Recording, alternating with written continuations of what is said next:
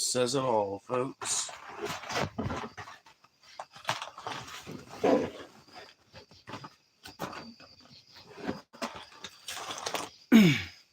Give me 1 second. I'm trying to figure out how to make this have a little better viewing angle, because I feel like right now it's in glorious, for a minute there was in glorious cock vision, and that's not exactly, not exactly ideal. But I have to have my phone on the charger right now. It's just so dead. I really wanted to stream. And so that means I have to connect the charger to it. But in order for me to put my gimbal, or for me to put my phone in my gimbal, I have to make it look down and then connect it, because not enough clearance between the bottom of the phone and the top of the gimbal. Anyway, I'm sure everybody cares a whole lot about that. So I'm going to do something in grief for the death of democracy and intelligent, rational politicians and competency in politics. I'm just gonna, this is my candle.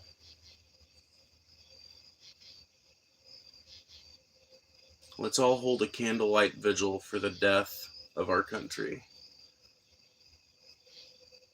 Ow. Let's not. Unless you've got a candle nearby, in which case, grab yourself a candle, because this shit is fucked. No, I don't know. That was just such a weak fucking debate. I watched the Onion. I watched the Onion's coverage of it, and they pretty much, like, TJ encapsulated a lot of my thoughts about it there at the end when he said it was just a waste of everyone's time, total waste of time. It's an event that could have just not happened, and it wouldn't have changed a fucking thing about anything. And I feel the need to say that I was way wrong about what I thought about that debate going into it, because when I first started watching the debate, when I first heard about it, I thought Waltz is going to crush Vance. He's going to fucking crush him. Vance is too socially awkward. He's too uninformed. He's just some country bumpkin from Ohio. You can fucking crush him. And I was expecting that sort of performance out of Waltz, but that's not even close to what we got. Walt seemed scared. I kept saying in the Onion Nuggets chat, I kept saying, like, he looks like a bald eagle that's in a rehabilitation center, and he really did in that debate. He just had this terrified, but I'm trying to look bold kind of look. He sounded way too compromising, which I think that's a trait that a lot of people are sick of in the Democratic Party. I know it's a trait that I'm sick of in the Democratic Party, even if I think it can be a useful trait at times and in certain people, in certain contexts. I don't necessarily think that that's what you need if you're trying to convince a whole country of people to vote for you. And I don't think it's very good for a party that is ostensibly trying to fix some of the problems in the world. You would hope that they're a little less compromising with that sort of activism, but they're not. They're totally compromising people, and he sounded like a compromising man on the stage. He just reeked of it. He stank of it. He stank of the stench of compromise. And oh man, it's just hard to watch. It is genuinely hard to watch that shit. Knowing that could be the president at some point, it's just kind of like, man, how far we've fallen. Because I feel like at a certain point, if you look at the debates between a Barack Obama and John McCain or Sarah Palin, or not Sarah Palin was McCain's VP. Who's the other fuck I'm thinking of? Who's that other fuck? Mitt Romney. If you look at the debates between Obama and McCain or Obama and Romney, it doesn't seem like Obama's trying to like play like a Republican. It seems like he's trying to point out the differences between the Democrats and the Republicans. He's trying to build bridges with voters by burning bridges between him and any sort of Republican ideology. Whereas I felt like Waltz throughout this entire debate was kind of doing the opposite. He was kind of like trying to build bridges with other like with ostensibly Republican politicians and party leaders. It seemed like he was more and more trying to make his policies seem like they're friendly to um, conservative voters and conservative politicians alike. That's just not something I'm used to seeing out of the Democratic Party. And while I don't carry any party affiliation for them anymore, I do still sort of expect something out of them just as a matter of fact. Um, and it's, I'm forced to admit that I was way wrong about his appearance, or about what his appearance was going to be. And I think I'm also kind of vindicated in this whole idea about a party switch, because now even Waltz, which everybody was calling basically a socialist back when he was doing crazy shit for Minnesota, now people are going to start noticing that he is being Republicanized just like the rest of the Democratic Party. It's sad to see. It's really tremendously sad to see, but there it is, folks. He's I'm beginning to think, in fact, I'm not even going to qualify it with beginning. I am coming to terms with a truth that has been hard for me to grasp and hard for me to really come to terms with. But slowly, there's a truth that I'm coming to terms with.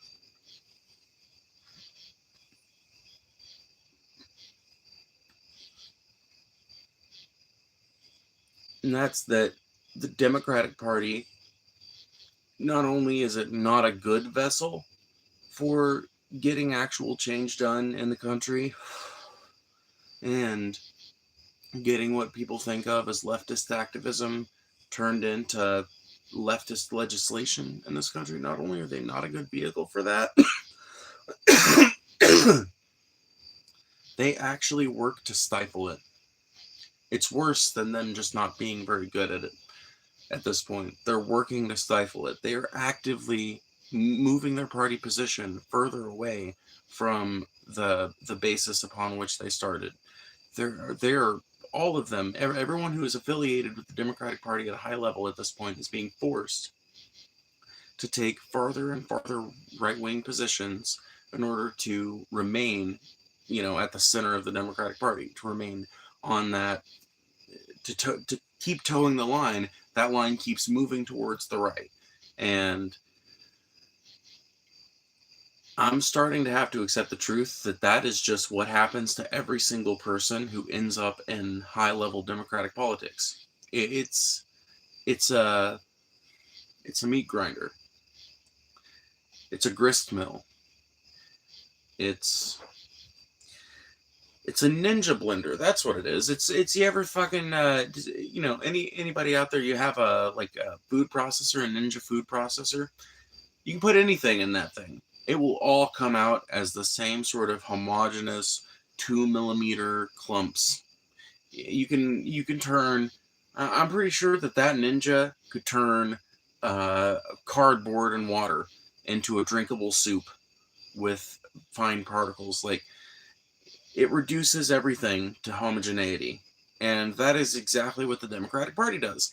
It reduces everyone to the same substance. You might last a while if you only stay at the local level, if you only stay at the top of the blender, right? Or if you get slung off by the action of the whirlpool, you get slung off to the side or you hit the ceiling, you might stay there for a while and you might be fine. You might remain whole. But as soon as you get down to the high level and you get down towards those blades, you are going to be eviscerated and turned into the same meaty soup that pervades the rest of the party. It's a sad truth, and it's one that's been very difficult for me to admit.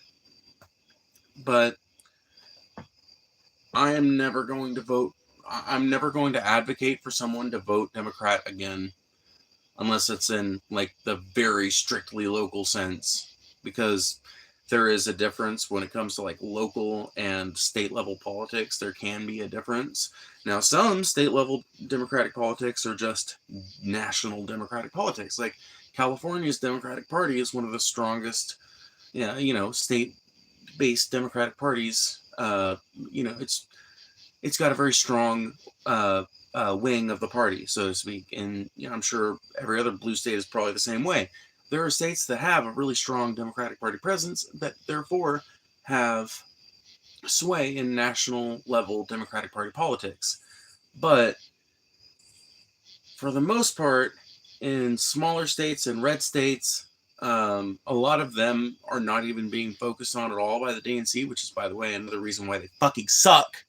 And therefore, their state level Democratic parties are, they've got only a kind of like a tertiary sort of connection to the mainstream of the Democratic Party, and so they're able to do different things. They're able to act differently than their national peers have to, because, like I said, they're just not down there where the blades are. We all hush. Sorry, had to bring out the grandpa voice.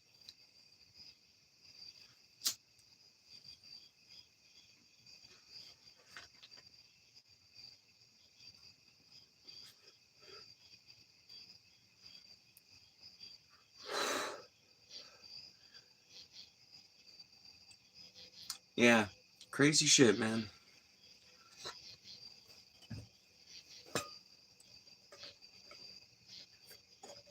Anyway,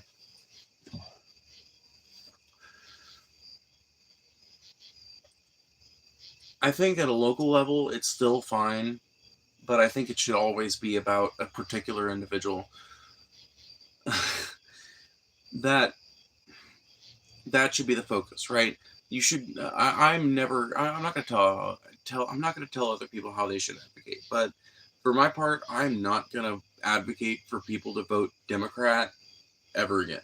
I will advocate for people to vote certain people locally on a state level if I think that they have a platform. I think that they're likely to actually get done or something like that. That I might do, but I, I'm never, ever, ever, ever going to make an argument for the lesser of two evils, the Democratic Party again, or with which I really haven't been making that argument since Joe Biden got into office and started fucking up just as bad as Trump was, right? But I have kind of for a while now made the argument that it doesn't matter on the national level, but on the state level it does heavily matter. And now I think what I'm saying is like, no, it doesn't even matter on the state and local level. There are people who, out of convenience, will be forced to, like, just out of convenience and necessity, because that's the framework we work in.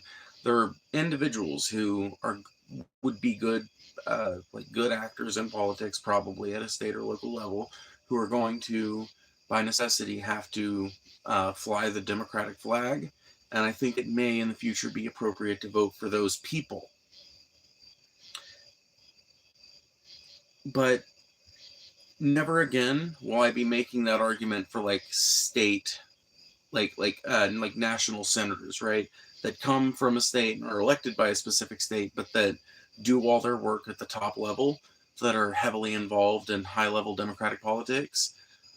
Like all of this shit, I think like after it surpasses like the state houses and the state senates, I don't trust your ass anymore if you're a fucking Democrat. Like, I don't trust your ass in general if you're a Republican. But I think from this point on, I think the only, like, I'm, I guess what I'm trying to say is that after watching this debate and kind of feeling so vindicated about the party switch that's going on and the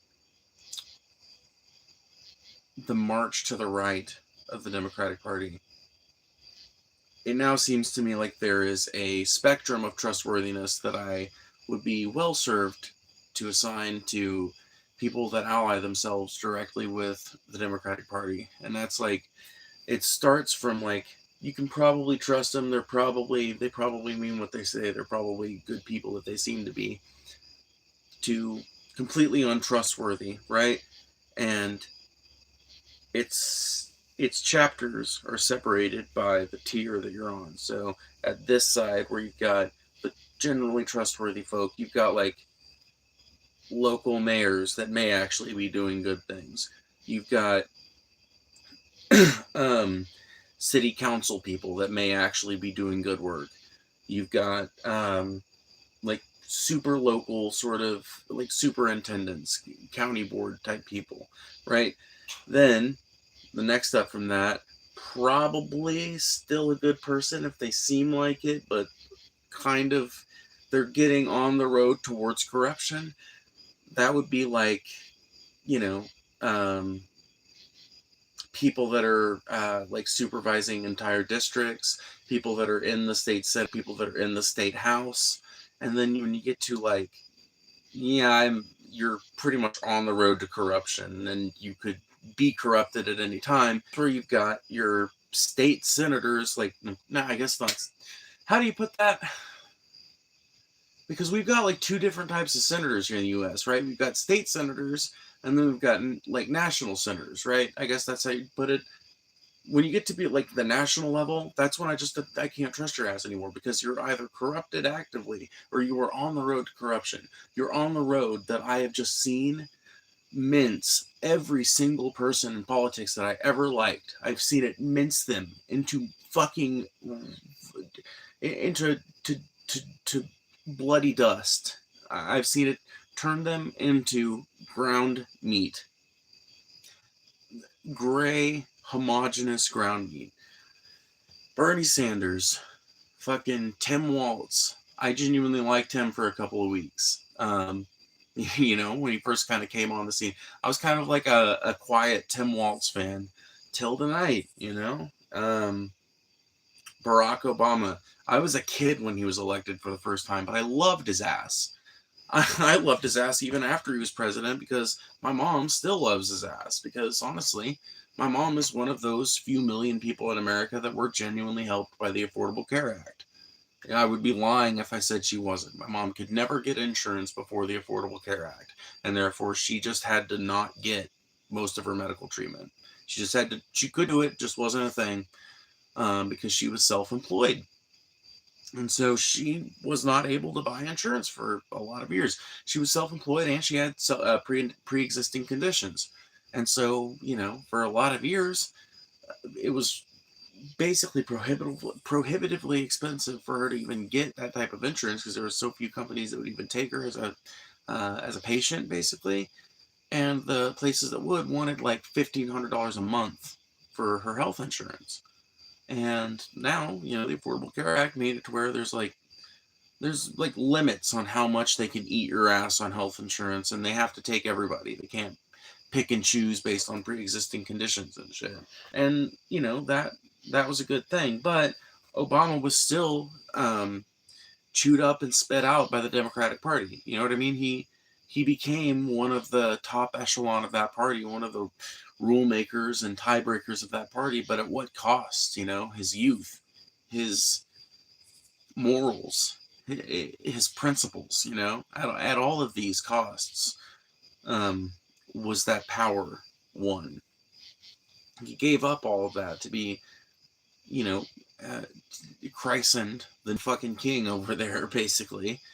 And it left us with this really kind of, like, I feel like it left the American people with a pretty sour taste in their mouth, because there are relatively few people in this country that look back on the Obama administration with a whole lot of love.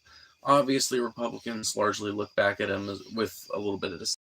I think Democrats, honestly, like any mainstream lib is going to tell you Obama was fucking, you know, God's gift to mankind. But like most genuine lefties are not a fan of Obama. He's not, you know, he's probably going to be seen as like a middling president in the next like 50 years, especially if some actually fucking cool socialist shit gets done. Obama's going to be seen as like a middler. He'll be seen as like he did some stuff. He was okay. He was better than the dude before him. and better than the dude that came after him, but he wasn't that special. Um, Point is, that's three different politicians that within my lifetime have been shown like they were showing promise, they were looking good, they were seeming like they might do something interesting, and then they fucking just chewed up, like I said, and spat out. It's really sad, honestly. Totally fucking just chewed up and spat out by the system. And at this point, I think that's just what happens at the Democratic Party. I think that that's just what happens when you get to the national level. I think that they are just another arm of the bourgeoisie. They're just another element of fucking mass population control being, you know, be, like, I don't know. I feel like I'm starting to sound like a conspiracy theorist, but let me explain. I'm starting to feel like the Democratic Party is just one arm of the ownership class working to keep people in line. It's just part of that, like, the big distraction, right? And people have been saying that for a long time. But a lot of times it's comedians and people that are hyping it up and shit. And I guess, like, I always took it kind of as like, yeah, it's like kind of true, but not. Surely it's not completely true, right? At this point, no, I'm pretty sure it's actually true. The Democratic Party at a national level is literally just like an arm of the ownership class. They're funded by the ownership class.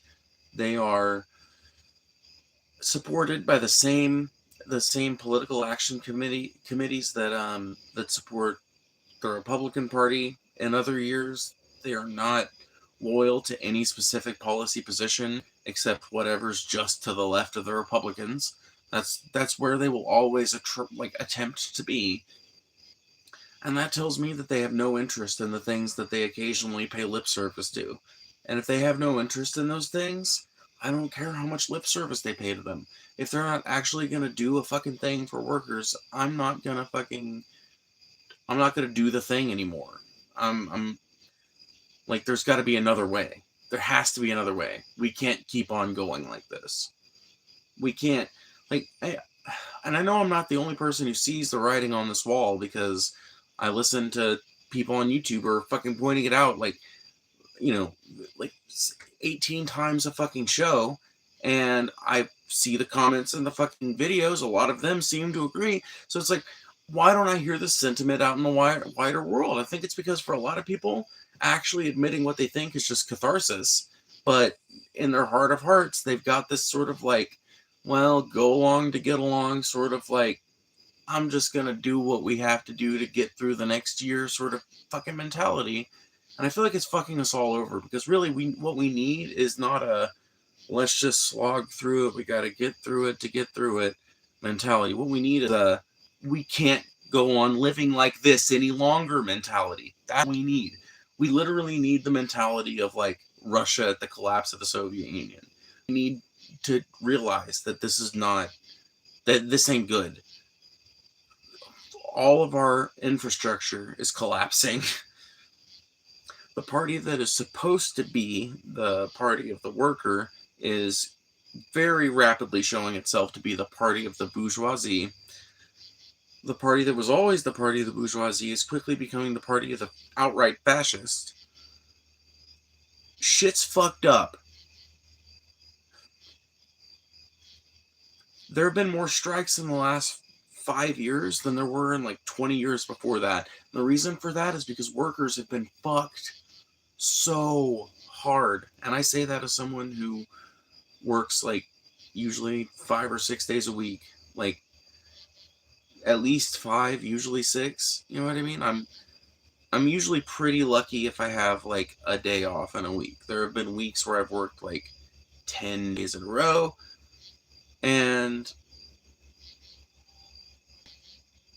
for all that good, faithful labor, I make very fucking little. And that's not even really a commentary on the place I work so much as it is just the situation in the situation between workers and the people that employ us right now.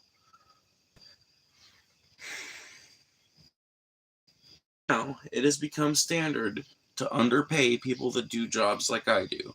Right now, it has become acceptable and standard to not give us any proper benefits.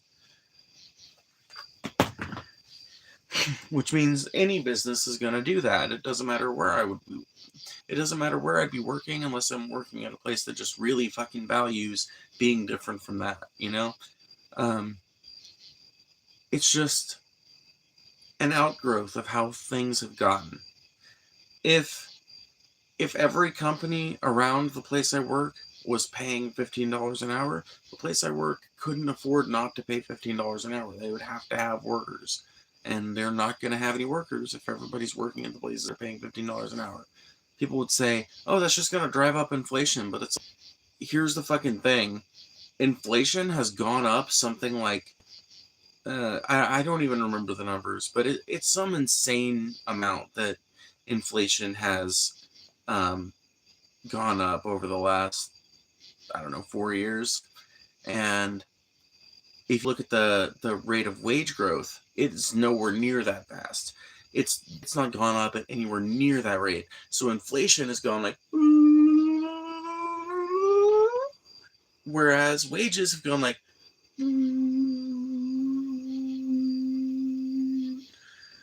wages have basically been a flat line from 2020 to now, but inflation has gone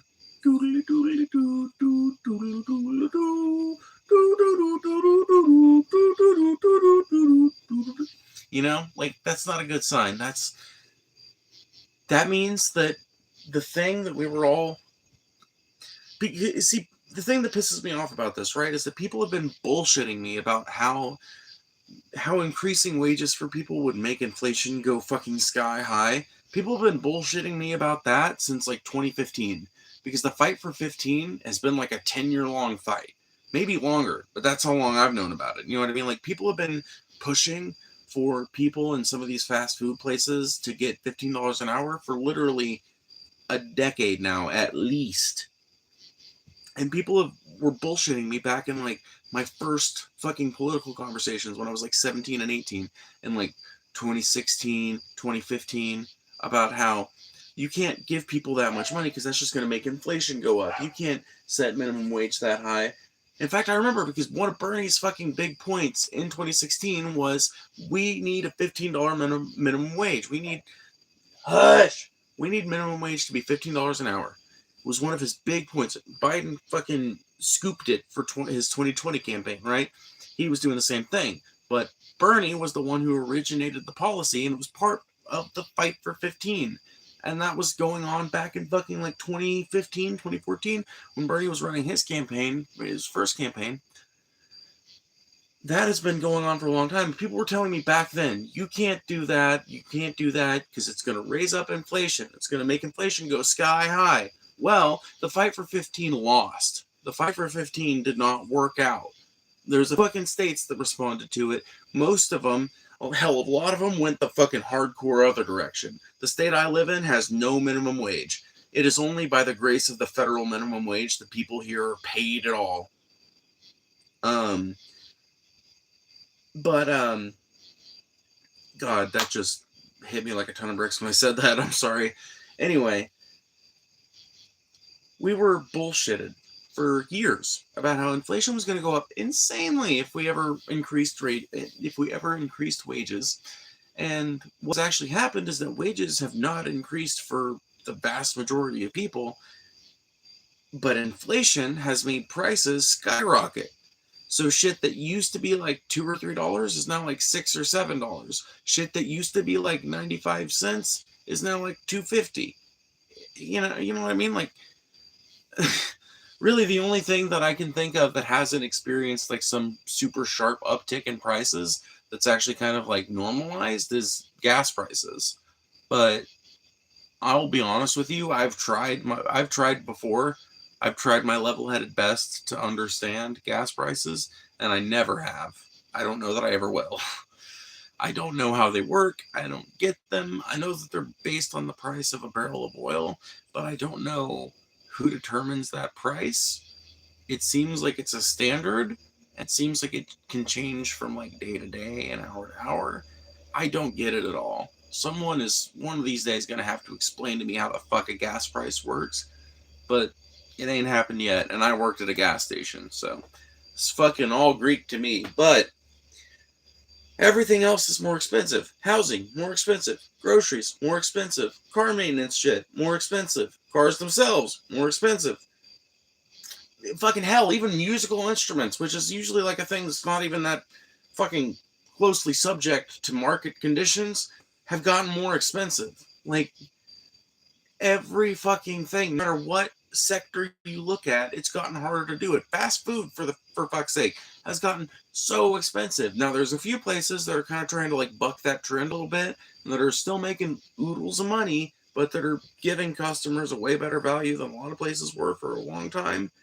Um, and that's respectable, I guess. Like, that's good, but it's not enough, and I fear that it's not going to last very long, because I fear that the increase in sales is not going to be as much as the shareholders are going to want it to be, and they're going to demand people raise their prices back up, because that's going to change sales patterns just enough to make sure they make more money next year.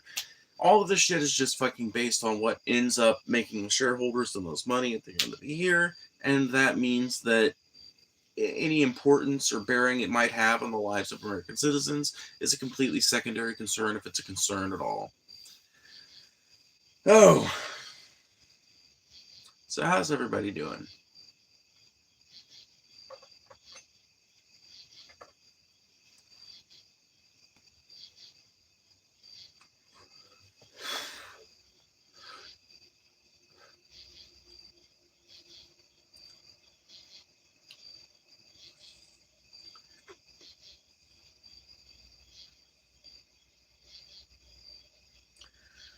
So yeah, y'all. I think we need like, is there an American Labor Party? If so, does it suck? If so, we need to make a new one. If not, let's join the American Labor Party.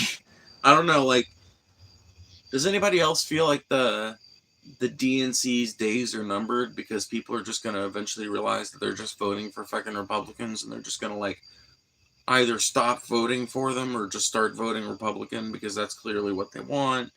Like, I think that despite all the argumentation of people like Bosch, who've argued with people like Paul Zigo and talked about um, how you could never starve the Democratic Party out of, they don't care about winning, that strategy is completely unfeasible. I ironically think that it's gonna probably happen.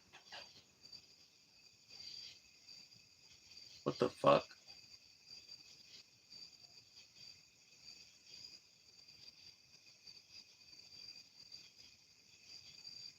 Dude, weird ass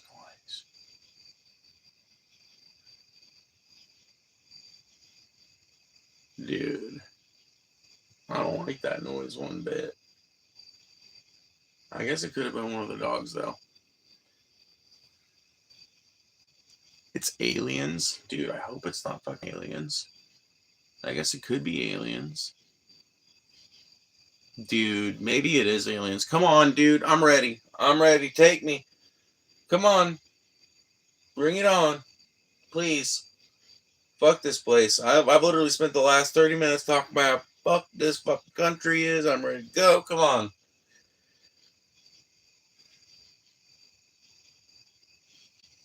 Waiting. I'm waiting. Alright. I'm not feeling much. I don't think it's aliens. They're coming for you, Phoebe? God, I wish they were.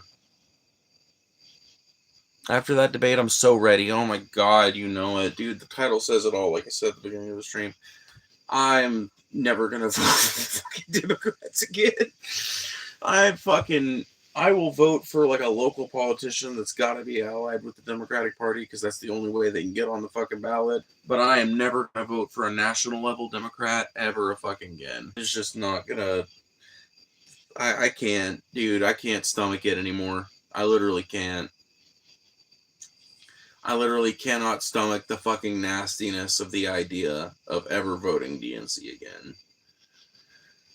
Because, like, one thing I was saying earlier, I don't know if you were here, literally, I think this party chews up and spits out people when you get to the national level. I think that's just one of the things that happens when you get too high up in the Democratic Party. It's like a ninja blender. You get too close to the blades, it separates you into your component parts and spits out whatever it needs. And that's all you get. I'm lucky to be in a blue state, only vote down ballot. Yeah, I mean, like, that's what I say. It's like, hey, still vote down ballot. That shit can actually fucking help. And at a state level, I don't think people tend to be as corrupted, right? Now, it doesn't mean they can't be. And the bigger and more influential your state is, the more chances that they are corrupt. Or if you're a southern state, there's a good chance that all your politicians are corrupt. But that's just because the dynastic families who've ruled the South since the days of slavery have not given up their grip on power.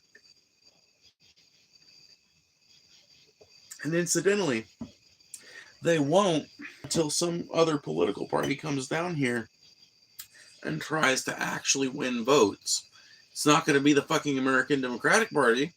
It could be the American Labor Party, maybe. It could be some sort of American party that's actually trying to fucking win the votes of an occasional, like, working class person. Because there are plenty of people down here that would probably vote that way if they were just talked to. We are not as few in number as we think we are, but goddamn if most of us don't feel disenfranchised.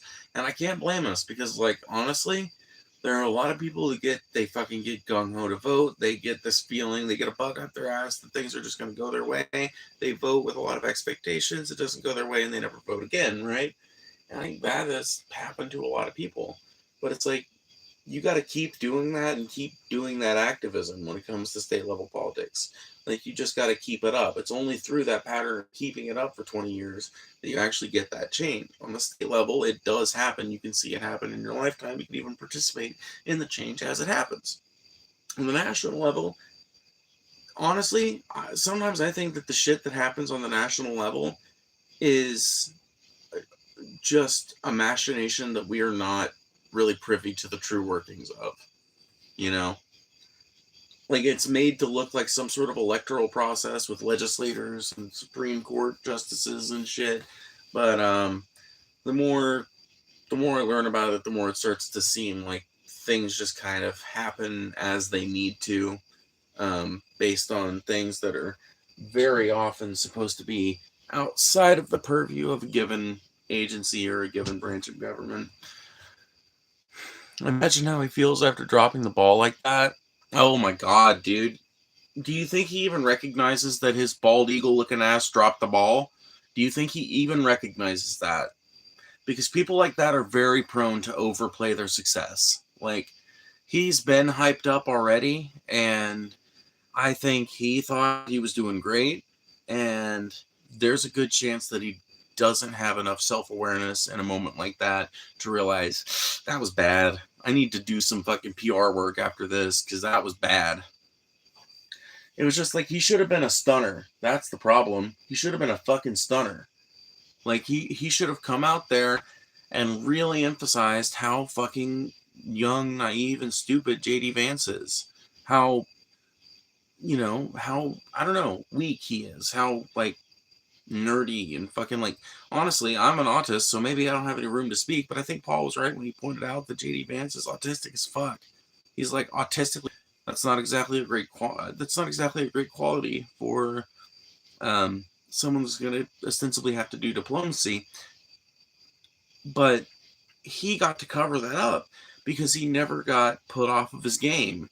He never got, like, honestly, Tim Walz should have brought out some Trump tactics. That would have fucking saved the night. That would have fucking made him look better, I think. If he had not, he doesn't have to go full Monty with it. He can go, like, he could have just focused, like, instead of focusing so goddamn hard on Trump, start focusing on JD Vance's little shrimp looking ass. Like, start making him feel weird about himself. Put him off of his game. That's the whole fucking nature of a debate.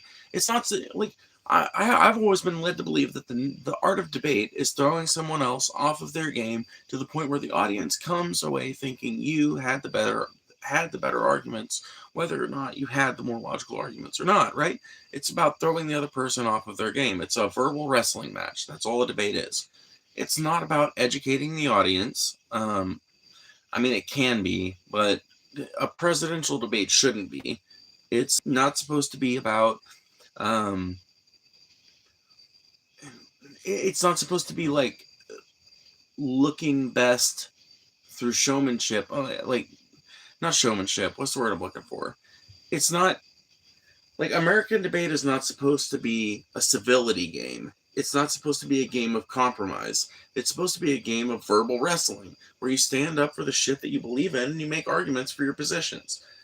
Tim Walz didn't do that, and so J.D. Vance was able to have his relatively poor but still more succinct than Waltz's kind of explanations and points. He was able to have those float with a modicum more authority because he didn't sound nervous, he didn't sound compromising, he didn't sound wavering, you know? Yeah, a new party would be great, but we both know the problem is all parties can be bought. Corruption is king. Attention is bought. I mean, that is a problem. I don't know if that's the problem. Felt like neither party really believes in much from that last one, other than we gotta please our donors. I didn't hear much. Yeah, I mean that's pretty much what I heard too. It's like one of these parties has pretty much always kind of been derided as the party of the donors, right? But one of these parties used to ostensibly be less corrupt. And now it's just completely blatant and obvious that they're both just as corrupt. In fact, they're equally corrupt in uniquely disgusting ways. So they're not corrupt in the exact same ways. So in some ways they are, but they each have their own unique signature sort of corruption that follows them wherever they go. And the Democratic Party's side, I think it's um, I think it's the coronation process that goes on with national level Democratic Party politics. It's like if you get to a certain level at the Democratic Party, they will just start to elevate your ass. They will just start to like for out of nowhere, right? And that makes me think that either the Democratic Party itself is just sort of naturally like cynical about their efforts on the national stage, and they're trying to groom as many national level politicians into being potential presidential candidates or potential, whatever. That could be it, which in itself is like sort of like, I guess it's not corruption, but it's definitely like cynical use of party power. Um, but what's more likely, in my opinion, is that there's a bunch of fucking high level Democratic operatives and party officials who are able to be bought out with very fucking little, like a blowjob in the broom closet or something, like that level little. They're able to just be purchased like a lollipop in the store. And I'm sure the same is true of Republican politicians, but it seems like their tendency is more towards outright whoring for business interest, like outright and flagrant whoring for business interest.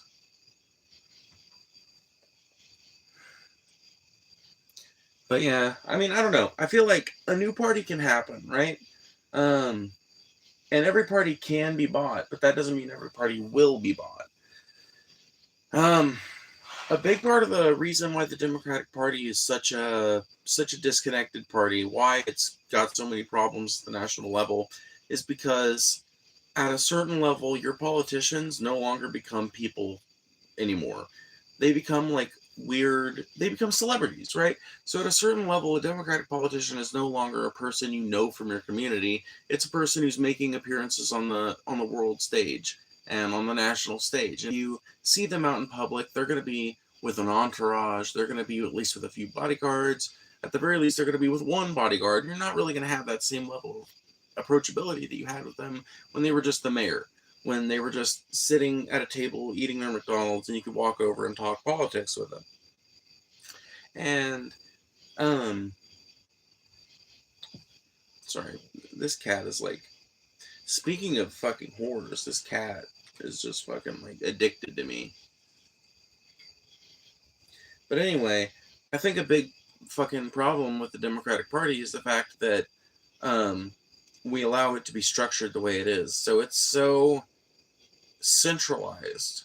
I think whatever party comes afterwards kind of has to be like a little bit decentralized, right? So you've got to, I think the only way that you make it work is if you,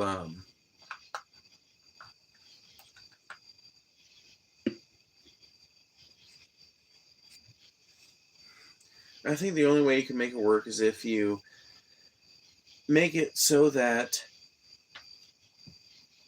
there is some kind of naturally reinforced grassroots organizing built into the party structure.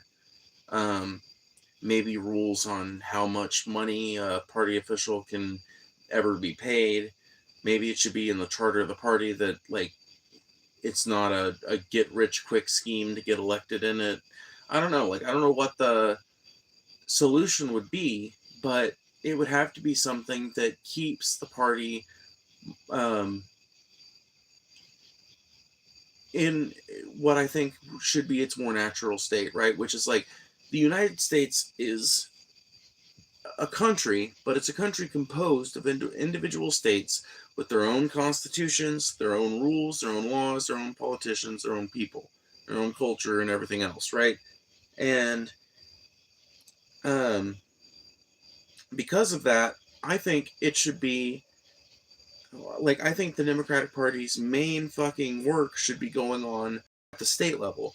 Like, not the Democratic Party, but like this new party that would be forming, right? This new party we're talking about, this ideal replacement, right? We'll call it the new Labor Party. Ideally, the new Labor Party should be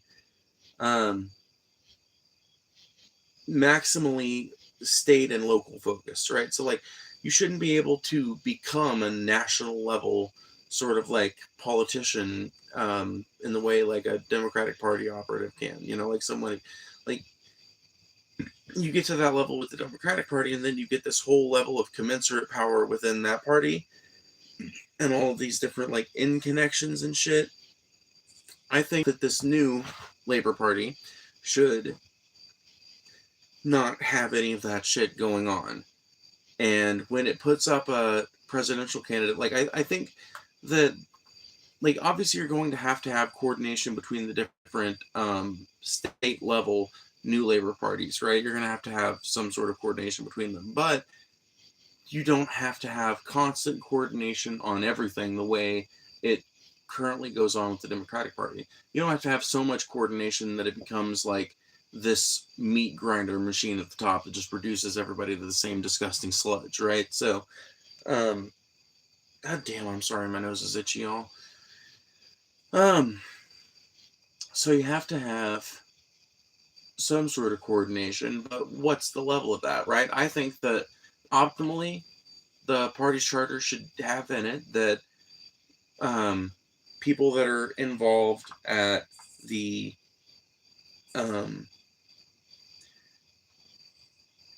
basically, I think that matters of like party affairs should be handled by the local and state branches of the party rather than the national branches. So instead of having your U.S. senators involved in the decision-making process of who becomes the presidential, like their, what do they call it? Their nominee. You know what I mean?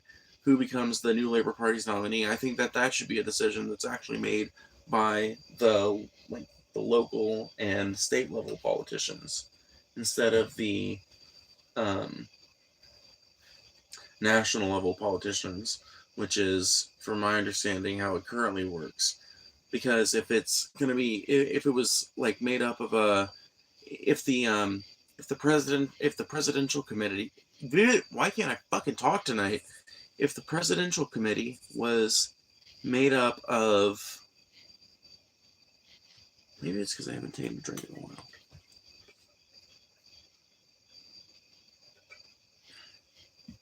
So let's just say this new presidential committee was made out of local mayors, local county officials, and um, like, I don't know, 25% of the state House of Representatives, and like 25% of the Senate, right? And maybe it changes every 2 years or whatever the fuck, right? Um, let's just say it's composed of this hodgepodge of people who live in the state and do all of their work in the state, right? That means that there is a way greater chance that those people actually nominate someone that is closer to what the people on the ground want, because the decision is no longer being made hundreds of miles away from where those people live, completely divorced from their interests, right? Here's what it brings to the table, right? I feel like the idea is kind of vague, but this might clear it up a little bit. Here's what it does, right? Let's say your politician votes the wrong way, right? Let's say your politician does something fucking stupid when it comes to the New Labor Party's new direction on the presidential candidate or whatever. Or let's say that the New Labor Party, like their national kind of leadership, does something bad, right? Does something that you don't like. Well, if it was ordained such that those decisions pretty much came up from the people or came up from your local politicians and your state level politicians, that means that whenever a bad decision happens that involves your New Labor Party politicians at the national level, you can actually force people who are behind that decision to take accountability. But only if you make it so that the New Labor Party does elevate to the position of U.S. senator, like that's our nominee for U.S. senator or governor or something like that. Why are you so clingy, dude? I can't concentrate when you're on me. Please chill. Read the chat. It's just also that during the election process, attention is bought with donor money, so all parties have to bend to their ability to advertise. What a sweet kitty. Got Nina Turner's Cornell West Workers' Party. Yeah, I've heard about the Workers' Party. That might be something to look into. But anyway, what I was saying is just like, ideally, I think that a lot of the problems with Democratic Party stem from the fact that it's become a bourgeoisie party, and maybe it always was. And what we really need is a party of the fucking people. We need a party by and for workers, and one that when the party officials do something stupid, they can actually be held to account, because there's so many fucking politicians that are technically from a certain state and that technically are supposed to represent that state that are never able to be, like, you can't hold them accountable because they're never at the senator's mansion or whatever. They're never at their office down in Mississippi. You know what I mean? They're just not there. I'm listening. I definitely have thought about what it would be like to take a part of a new party or to be a part of a new party. I think it would be worth it to be very versed in how both the DNC and RNC operate systemically. Taking what works and removing what doesn't from the parties that have already been established may be a good place to start with a new party. I mean, yeah, that makes sense. Let's see, what works about the Democratic Party? Like, that's the thing, is like, when I think about what works for these parties and what doesn't work, it's like, it seems like they honestly, it seems like they function fucking perfectly if your goal is to continuously move money from the working class to the rich. If that's your goal, there's really no fucking flaws in either of those parties, right? When it comes to looking at them through the lens of a Labor Party, I think they're both pretty unworkable, right? Um, so what works about either of them? I guess I'll fucking think about it while this train's passing by. Because there's about to be a train coming by. I can hear it, and I just heard the gates go down. There it goes.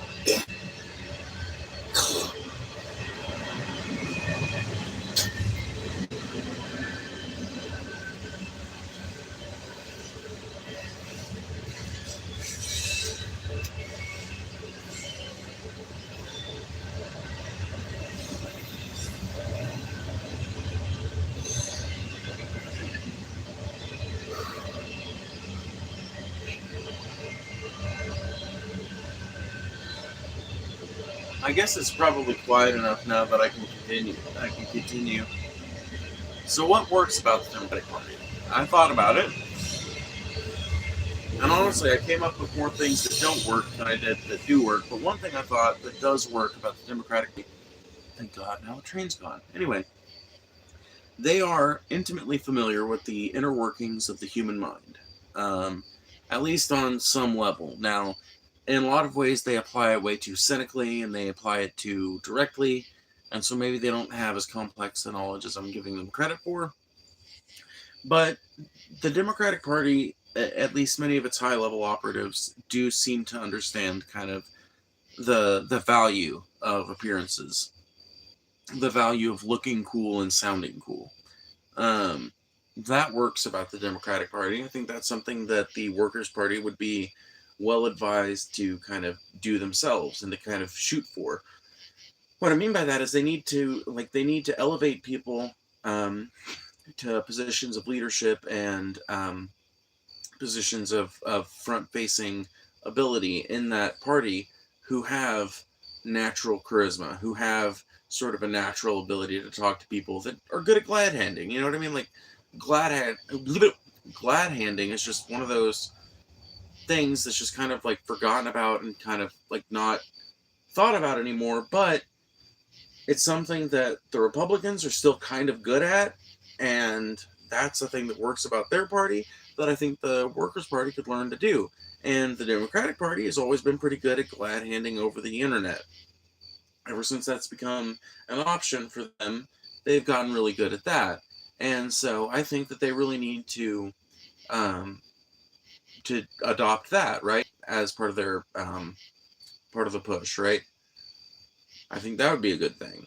Um, as far as how these parties work systemically, I don't know. Like I will be honest with you. Whenever I try to learn about some of the inner workings of like party politics, I sometimes end up feeling like I've got more questions than I do answers.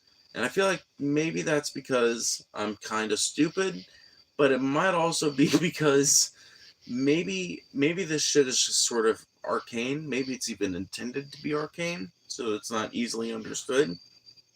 I don't know. What I do know is that I don't know much about the inner workings of these parties, and I also know that the Democratic Party does like super delegates. Like they've got like these people that are not elected, that are just like handpicked by the Democratic Party themselves, that end up going on to be the people who actually vote on who's going to be the nominee, right? And I know they're not actually elected by anybody, and I know they're not accountable to anybody. I also know they're allowed to vote however the fuck they want, but that they are quite often picked because their vote is going to be very predictable in the direction that the Democratic Party's high-level operatives want it to be. That sort of rigid cohesion, I think, is a good thing, but I think it needs to be applied in the opposite direction. I think that sort of rigid cohesion needs to come from the ground up. It needs to be politicians at the national level doing directly the will of their people, instead of people kind of being forced to go along with whatever the party does at the high level and having really no way to combat that because they've got no access to the inner workings of that party, you know? I mean, it's also this, the DNC has thousands of people working for it, that many minds coming together is always going to be more powerful than us in a YouTube chat, lol. We're both stupid in comparison to what they are capable of to a degree. I mean, yeah, I mean, like, I've never made myself out to be some super fucking smart person. I think I'm pretty average intelligence, and so I know I don't have all the answers, and I know I'm not nearly as some of these high-level Democratic strategists, right? There's a reason why they still win elections despite being universally horrible, universally hateable people. Despite all the shit I've said about them, you're right. Us in a YouTube chat, we just don't have that much power. We can sit here and talk all day long about how disgusting it is that they've got all that power, but at the end of the day, they are, and they do, and, you know, you've kind of got to at least acknowledge why and what works about their strategy. Now, I would argue that the main thing that works about their strategy is their constant shift to the right. That's the most effective thing that the Democrats have done over the last 10 years to win votes. When Democrats need to win votes in a state, they just shift to the fucking right. When they need to win votes on the national stage now, they just shift to the right. This sort of like continual march to the right has been their most effective political tool for, I would argue, 5 years at least. That is like the opposite of what we need to do, because that is literally just trying to appeal to this old class of voter. Like, here's something neither of the parties are doing that we need to do for real, that we need to stop talking about doing and do with whatever this new party that's a replacement for the old one is. We need to engage disenfranchised voters. That is the fucking key, in my opinion. I am of the opinion that most people in this country, most average people, don't fucking vote. I am of the opinion that the average motherfucker, 8 out of 10 of them don't vote. I think that it is old people. I think it is old people and a small cadre of young people and activists of various ages who vote, and the rest of them don't fucking vote because they haven't seen a politician worth giving a fuck about in 20 years. And that could change with a workers' party that's actually coming to people's workplaces and, you know, like throwing luncheons and shit where you can come and get a fucking free hot dog or two and talk about fucking, you know, talk about strategy and shit. Like, it could happen. People could be won over. You could get a massive flood of people into the fucking ballot box for the first time in years and years and years. Like, if I remember correctly, that's what happened with Obama, wasn't it?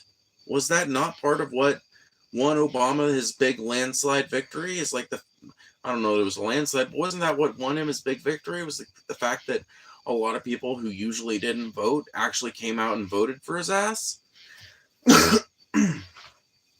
Like, that's an area that can be tapped into. It's just the Democratic Party has no interest in tapping into that area, and honestly, a lot of that area is just fucking burned on the Democratic Party. There ain't shit that the Dems could do at this point besides become a radically different party that would get those people back. And so, you know, someone else needs to sum up, someone that isn't the fucking Republican Party, you know? I kind of think the community and organization comes before the party. That really is the hard part. Oh, you're 100% right on that. Yeah, like, I mean, we're sitting here like theorizing about this party shit just because we're talking party politics tonight, and it's just a natural sort of area for us to theorize about, right? But you're right. Like, your big push, if anybody's listening out here and they're thinking, so what does this person ask me to do? Really, your big push right now should not be, let's go start a new worker party. It's like, start talking to your neighbors about politics. Start talking to your friends and coworkers about politics. Don't make it your personality, but bring it up every so often. See how they feel. Really learn about people, and then start genuinely participating in social activities. Start um like when people say building community, people are like, what the fuck does that mean? And that makes me so sad that people don't know what that means, because as someone who grew up and what I could only assume based on people who are my age and they're sort of in younger and their sort of reactions to the things I say, I must have lived in kind of an old school community, because like I know what community building is. It's like block parties. That's community building. It doesn't seem like it's community building, but it is. Um, like blood drives can be a form of community building. Helping with like labor strikes and like labor organization going on in a town can be community building, and or that's inherently organizing, right? Um, Setting up soup kitchens, that's community building. Teaching people how to garden, that's community building. Setting up community gardens, that's community building. Anything you're doing that is bringing people together and making people stop seeing each other as enemies, you're community building. And that is way more important than any party ever will be. What would be a good way to bring disenfranchised voters into a group, either obtaining their minds or time to benefit all people and not just the rich? Excuse me. I'm sorry. So let me reread that. What would be a good way to bring disenfranchised voters into a group, either obtaining their minds or time to benefit all people and not just the rich? Yeah, for sure, for sure. Excuse me. One second.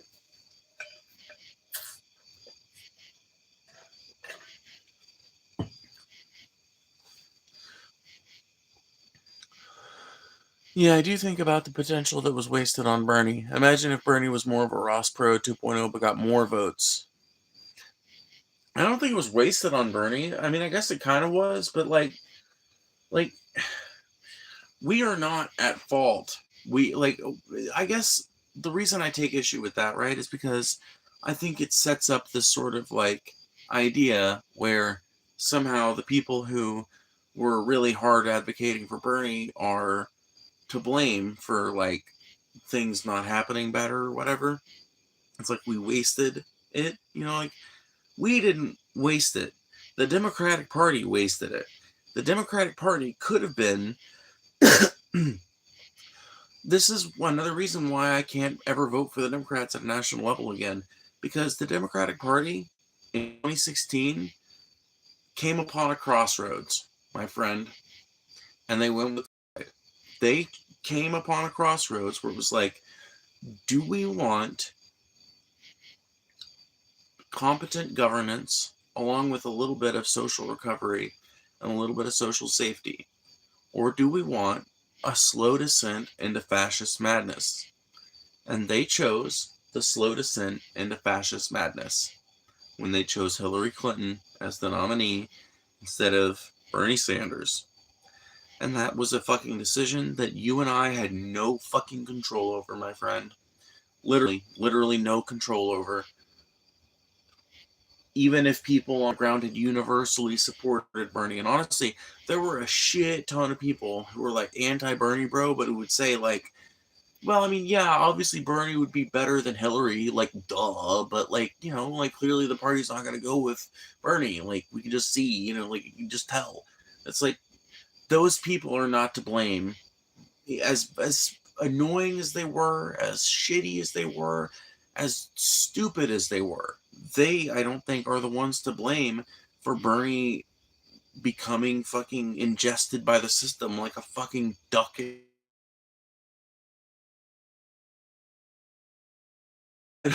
I just don't think he just couldn't survive being ingested by a jet engine. You know what I mean? Like neither can a duck, and that's what happened to him. Um, he had a lot of momentum behind him. And it just didn't matter. It just didn't matter because the people whose decisions were making that decision for all of us, they were being guided and directed a different way. So it just didn't matter in the end. Sad but true.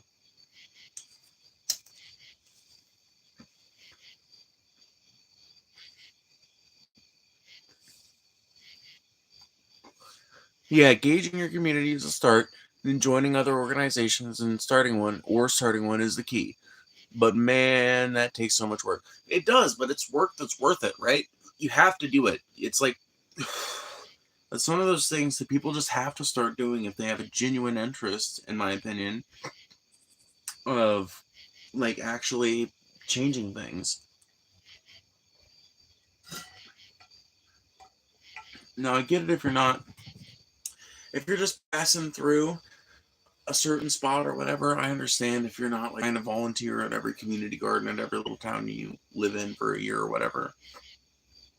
But if you're actually trying to be a part of a community, if you're going to like be somewhere for a while, I think it is incumbent on people who call themselves progressives and say they have an interest in seeing the world get better. I think it is incumbent on those people to, at the very least, be sociable and helpful to their coworkers and friends off the clock. And it's incumbent on them to like go out and fucking socialize every so often and remain, like like a part of the body of humanity. Like you have to remain a part of the body. Like the main. From there, you can find out about community work so you can join to do even more. And the more you do, the more work gets done, the more shit happens, the better things are, right? And it's a lot of work. But if all of us start doing it, right? If more and more people start doing it, if I do it and you do it, and then we tell 10 other people and they end up doing it, and they tell 10 other people and then they end up doing it. Well, in 20 years, we've got another Civil Rights Act passed or whatever. You know what I mean? Like we've got UBI, we've got Medicaid for all, whatever thing we're shooting for, we've got. And of course it takes work. Nothing in life worth having is free. Yeah, block parties and sharing food in general is a great way to bond. Music is a great way to bond. Yeah, dude. So like local concerts, going to those and talking to the people there, not even about politics, just talking to them in general and chilling with them. Like that's all of that shit is community building. If you're hanging out with more than 4 people, there's a good chance you're doing some weird form of community building, even if it doesn't seem like it. You know what I mean? Like a leftist can find the weirdest places to organize, and comrades come in all shapes and sizes and walk out of all kinds of doors. Not gonna lie, I think the internet is great, but so much of it gets in the way of genuine community building that could be done.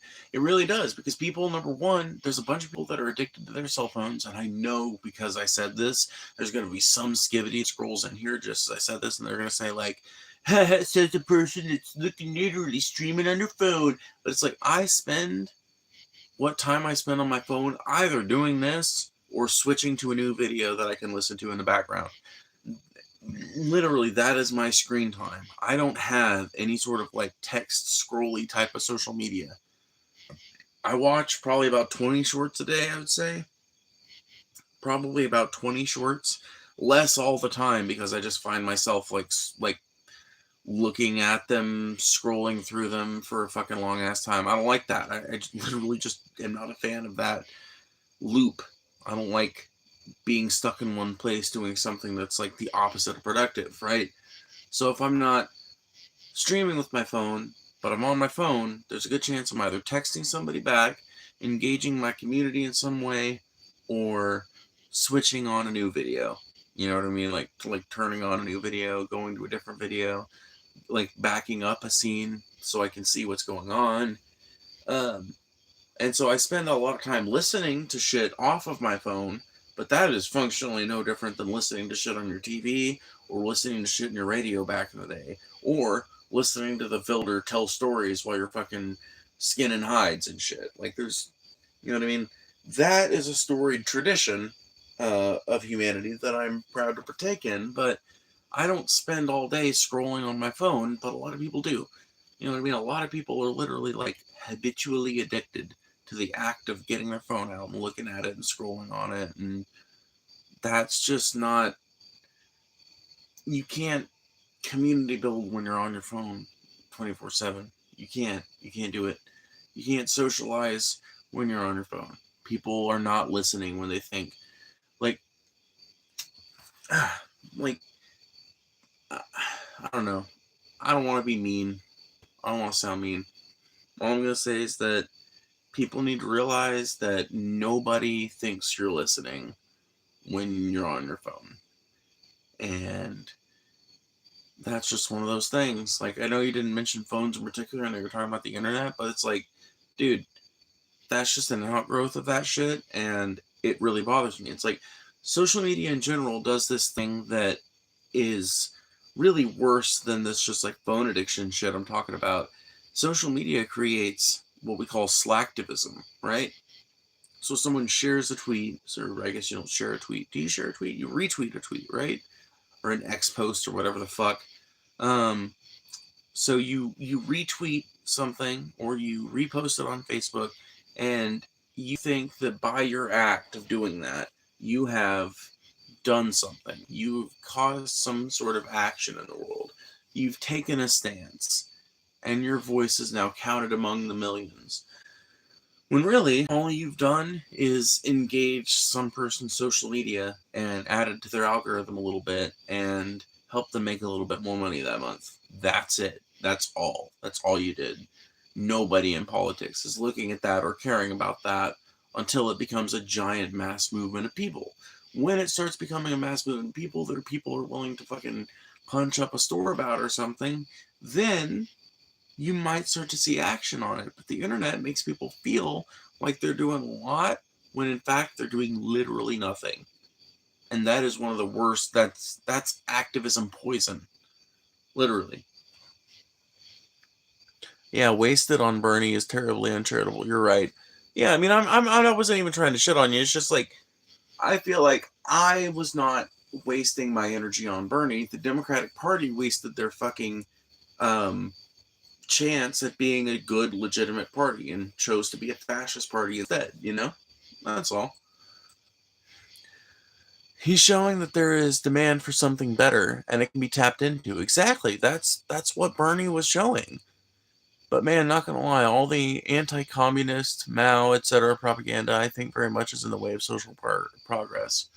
I mean, like, that's the thing, is like a lot of that anti-communist and anti-Maoist fucking sentiment and shit is like, number one, a lot of it's an outgrowth and a symptom of the fact that boomers are largely still in power, and that there's honestly, and I know people hate to hear this and hate to think about it, but there's like a good 10 years left before, you know, before boomers become so old in politics that Gen Xers are basically forced, you know what I mean, to take over the reins. Um, like, right now, the youngest boomer is like, let's see.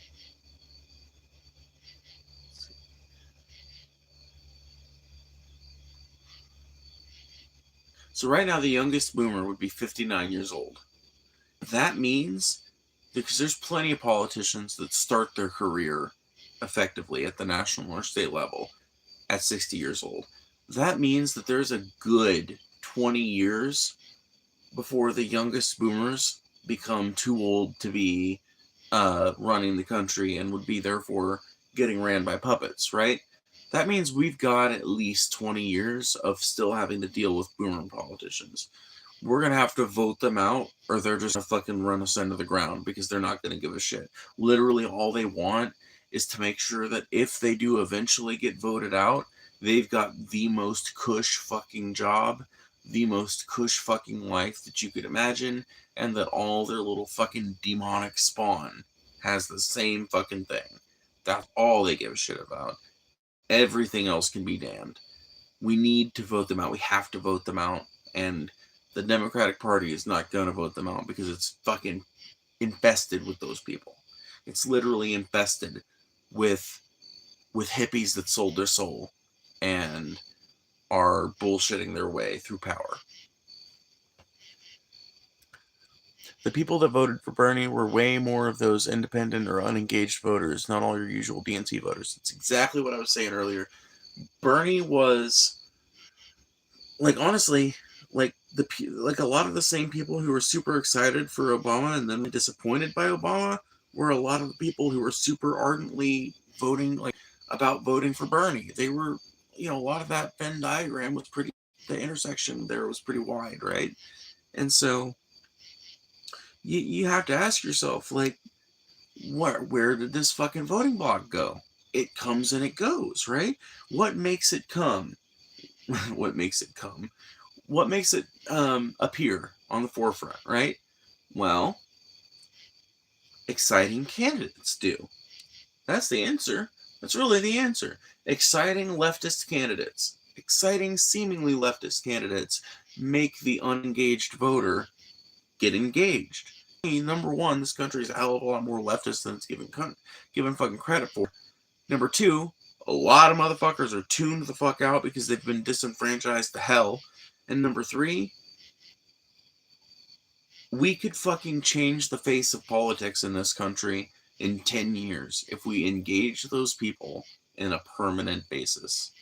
If we change America's participation numbers from like 30% or like 60% or something like that, I don't remember what it is, but if we change it from that to like 85% or something, we can fucking change the fucking face of this country, literally.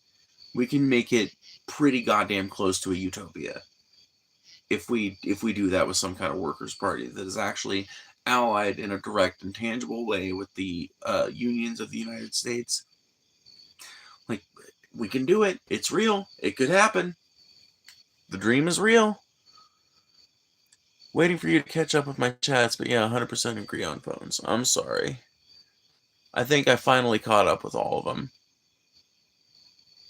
Yeah, I just have this problem of, like, whenever I'm doing these, because the chat doesn't normally move very fast in my streams, I very often, like, will spend a lot of time on every comment and kind of, like, go through and have a really long conversation off of it. But that's just also because I like digging into a lot of different angles. So I personally don't think it's just changing the voting numbers. I think it's a matter of giving them something to vote for and having the social consensus from the groundwork we talked about earlier. Well, yeah, that's what I'm saying. So, like, you change the voting numbers by giving the voters something to vote for, right? So I perhaps should have made that more clear. What I'm advocating for is, like, I'm advocating for people to realize that if you want party politics to actually start affecting things on the national level, or even really on the state level, you're going to have to start doing the hard work of building community and organizing from the ground up so that you can have the fucking baseline to start from, the foundation to build off of, something like a big workers' party. You know what I mean? Like, once you've got all that groundwork established, and some would say that we're pretty far along in that now, and that we're getting farther all the time. Once you've got that established, then you can start to actually fucking focus all of your efforts on this, like, not all of your efforts, but you can focus way more efforts on electoral politics under the guise of this new workers' party, right? Now, I would say I am of the opinion that until that point, disengage from any sort of activism for the Democratic Party, any sort of labor for them. Don't participate in their continued swing to the right, because I am of the opinion that it is a poisonous institution that will mar anything that touches it, and that completely disintegrates anything that stays in it too long. So,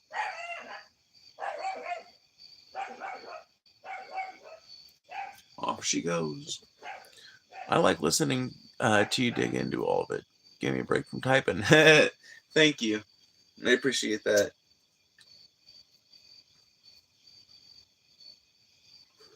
That makes me feel good. It makes me feel like I'm doing something right. I love that. But yeah, like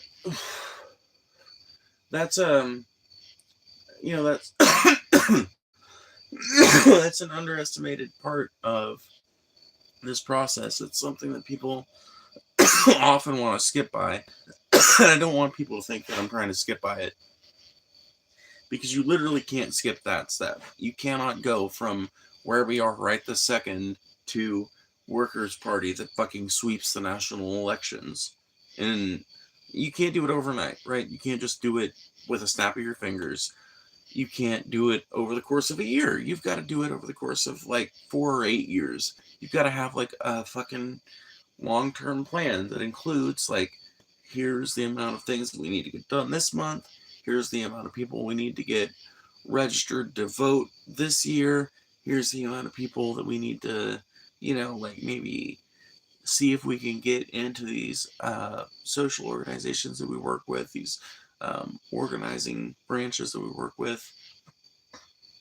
You know what I mean? Like it's a process of expansion and like I don't know, like education and expansion that goes on for a few years before you get to the point where you can say, okay, so here's this thing we've got this new Workers' Party, and fucking here, like, at that point, people who, like, at that point, it just kind of naturally happens, in my opinion. People who are inclined into party politics are going to realize, like, holy shit, I need to start telling people, all these fucking people at this union that I'm in, I start telling them about this fucking Workers' Party, because they're literally like the fucking head of our union, and the like the party president of this work party. Look at them, they're having a fucking dinner, and neither of them's in a suit.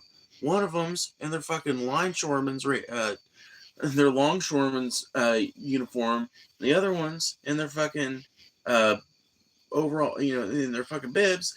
You know what I mean? Like, have some fucking like people that are interested in that sort of shit in your community organization, and you're going to have that massive sweeping Workers' Party appreciation. But I think the reason why the Workers' Party hasn't taken off and no other party like it has really taken off is because we're trying too hard to do the electoral option in this country. Like, that's really the problem. I think it's like a lot of activists have become so they've been cowed so deeply by Democratic Party propaganda into believing that the Dems are the only way, and that party politics are the only way, that they want to skip directly to that.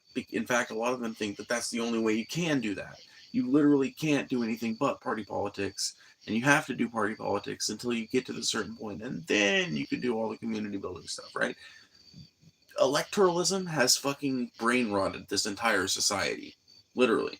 Our entire society is brain rotted because of our obsession with elections, our obsession with the psychology of them and the process of them, and our obsession with fucking on each other for it. Like, it has mind fucked us to the point where a lot of us can't even imagine how things would work if they worked differently. Trying hard not to put any of my local politics into my chats. A lot of the best organizations I can think of are niche to city. Yeah, dude, like that's kind of the great thing though about like local shit, right? It's like on your local level, you can actually tell who's doing good work from who's just a fucking scam or who's just fucking full of shit or whatever, right? You can tell you can tell what the good organizations are, what kind of work they're doing. It's the accountability is instant and tangible, right? And that counts for a lot, But yeah, I understand why you wouldn't want to be putting that in your chats, because like you don't want to dox yourself, obviously. But the DSA is the best example I can think of on a national level. That and the international. on an international level. The international. Are you talking about the fourth international? Or the whatever it is? Are we talking about the industrial workers of the world, or are we talking about the the Comintern? Or is this a completely different organization I know nothing about? International Workers of the World. Um, I think. Okay, are there two different organizations? Because I'm pretty sure you're talking about the Industrial Workers of the World. Let me. Okay, here. Is this their logo? Is this their logo?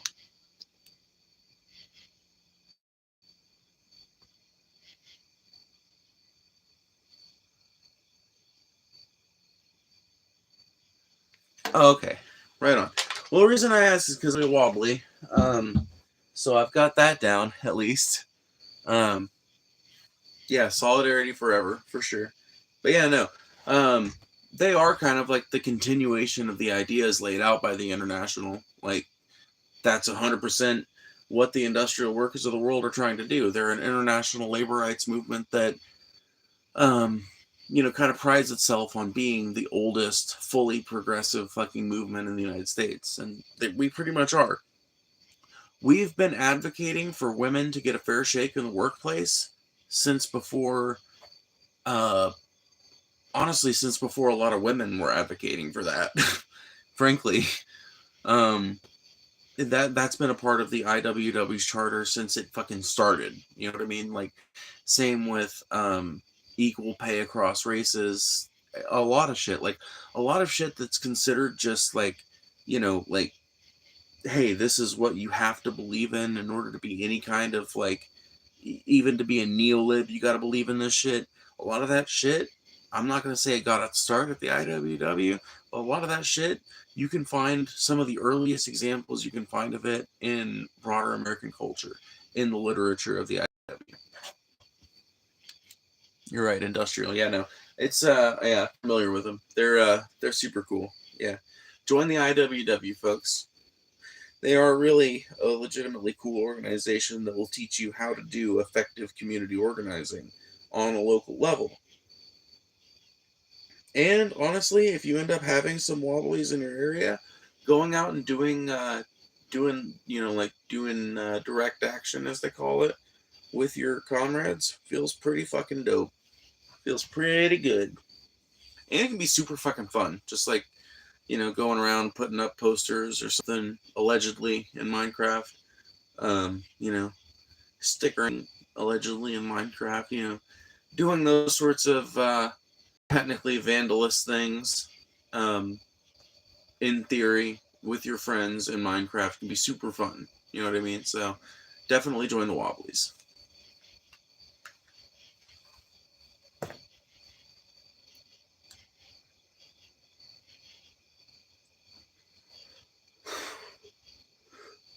Oh my god, you want to hear a Wobbly song?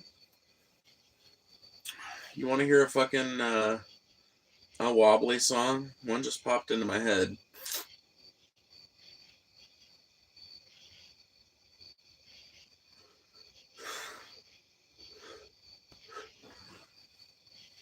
Alrighty.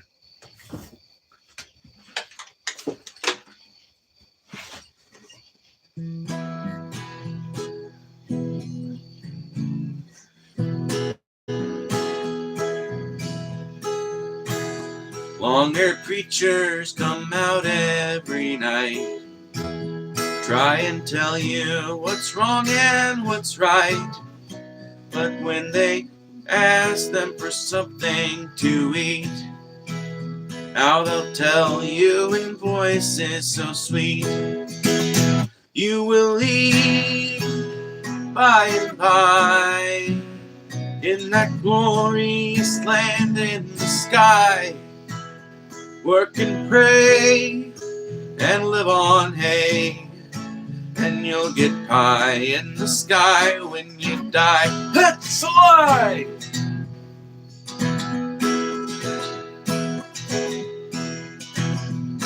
The Starvation Army, they pray And they sing and they clap and they play. But when you've got all your coins in their drum, how they'll tell you when you're on the bump. You will eat by and by in that glorious land in the sky, way up high, work and pray. We'll live on hay, and you'll get pie in the sky when you die. That's a lie!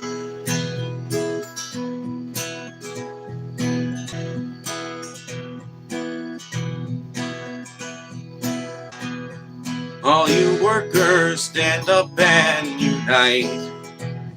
We together for freedom will fight. And when we've got all our gains, to the rafters we'll sing new refrains. Like you will leave by and by, when you learn how to cook and how to fry. Chop some wood, it'll do you good, and you'll get pie in the sky when you die. That's no lie.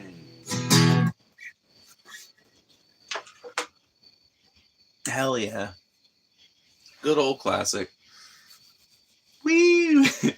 That is some applause that I will take. Yeah. I mean, I think that's pretty much... How did you just encapsulate my own reaction to all my shit? I just turned the fucking thing off. Oops.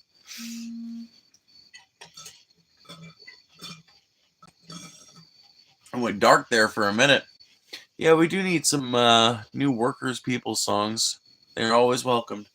Dude, I know a bunch of them. It's just like, honestly, you don't want to know something that sucks? It's like a lot of times when I do these busking streams where I end up busting out the guitar, sometimes those are just the songs that drive people away. And it sucks. But it's like, dude, it's just the lack of class consciousness. But you're right. That shit, I think, needs to be played more. Because I think the more people that play it, honestly, I hate to say it, but what needs to happen is that a bunch of these fucking artists who have figured out the key to a good pop song, if we really want the workers movement to have like some powerful musical backing, I think it might end up being helpful if some of them end up coming up with some pro-labor songs.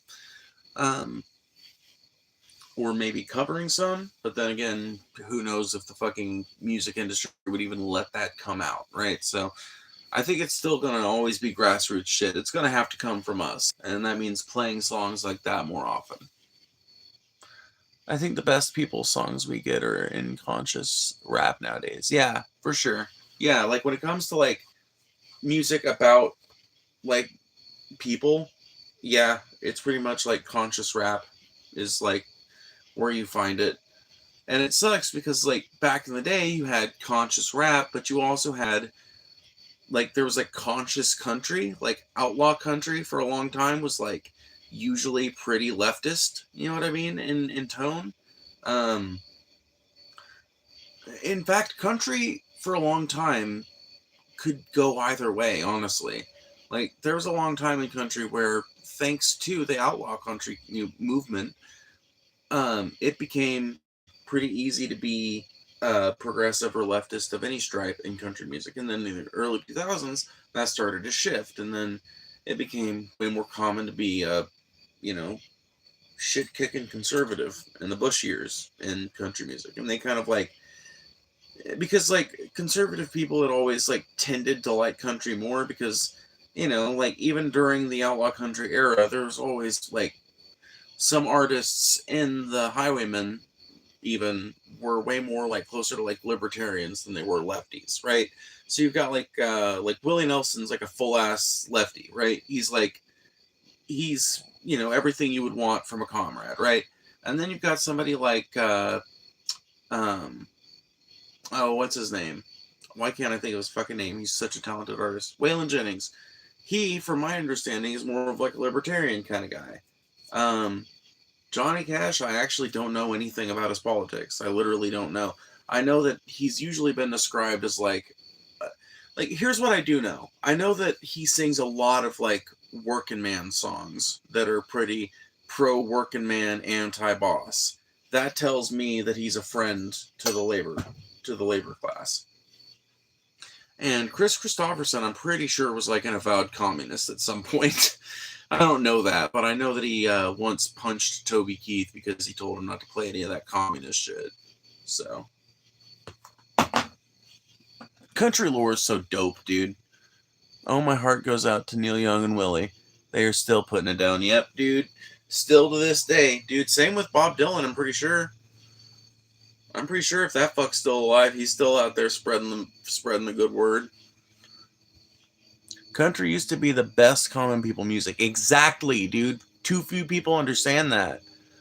It's so sad that it went so corporate. Exactly, that's what did it. It went so corporate, and the fucking corporate answer to country is like, what do we have? Well, we've got a bunch of fucking Texas rubes, a bunch of fucking Texas shit kickers that feel like they've been empowered now that George Bush is in fucking, in office. We've got this roused fucking evangelical Christian conservative movement that's always been like kind of like willing to use sort of like country sort of sounds because like honestly the music that generated country music influenced a lot of other genres, right? It influenced rock and roll, it influenced jazz, it influenced gospel and church music. So a lot of those sounds ended up being very common to the like bluegrass, for example, is a musical movement that helped to inspire country, and that it itself kind of like grew out of the same sort of musical tradition as country did. And that has always been a big feature of revivals, like tent revivals and community gatherings in the South, and like as these people became like this empowered political base and became so fucking fired up and shit, it became very easy to like the corporate answer, like I was saying earlier, is like, what do we have, right? We've got all these fucking people, we've got all these boobs basically, who are now super easy to sell shit to purely on the basis of it being a certain fucking way. It doesn't have to be genuine at all, and in fact, it's better if it's not. We can sell them on party rock dressed up as country, and we can sell them on Bush, and then 8 years later we can sell them on Trump or shit that people associate with him, right? And that has been the dominant voice out of mainstream country for 20 years now, and it fucking sucks. It's literally abhorrent. I hate it. Now, alternative country has some fucking amazing artists. If you've never heard of Willie Carlisle, go look him up. WILLICARLISLE. Willie Carlisle. He'll blow your fucking socks off. He's got this song called "A Certain Kind of Fool." I think you'll probably like it. I know I do. It's fucking dope. It's it's a real fuck you to some of this like anti-fucking worker, anti-fucking freedom type of shit that's been coming out of country for the last 20 years. My pronouns are gibberish. Exactly, bro.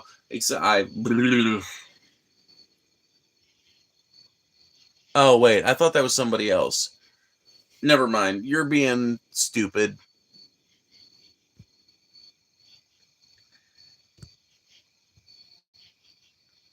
Who the fuck even knows who that is? Just somebody being dumb. Eh.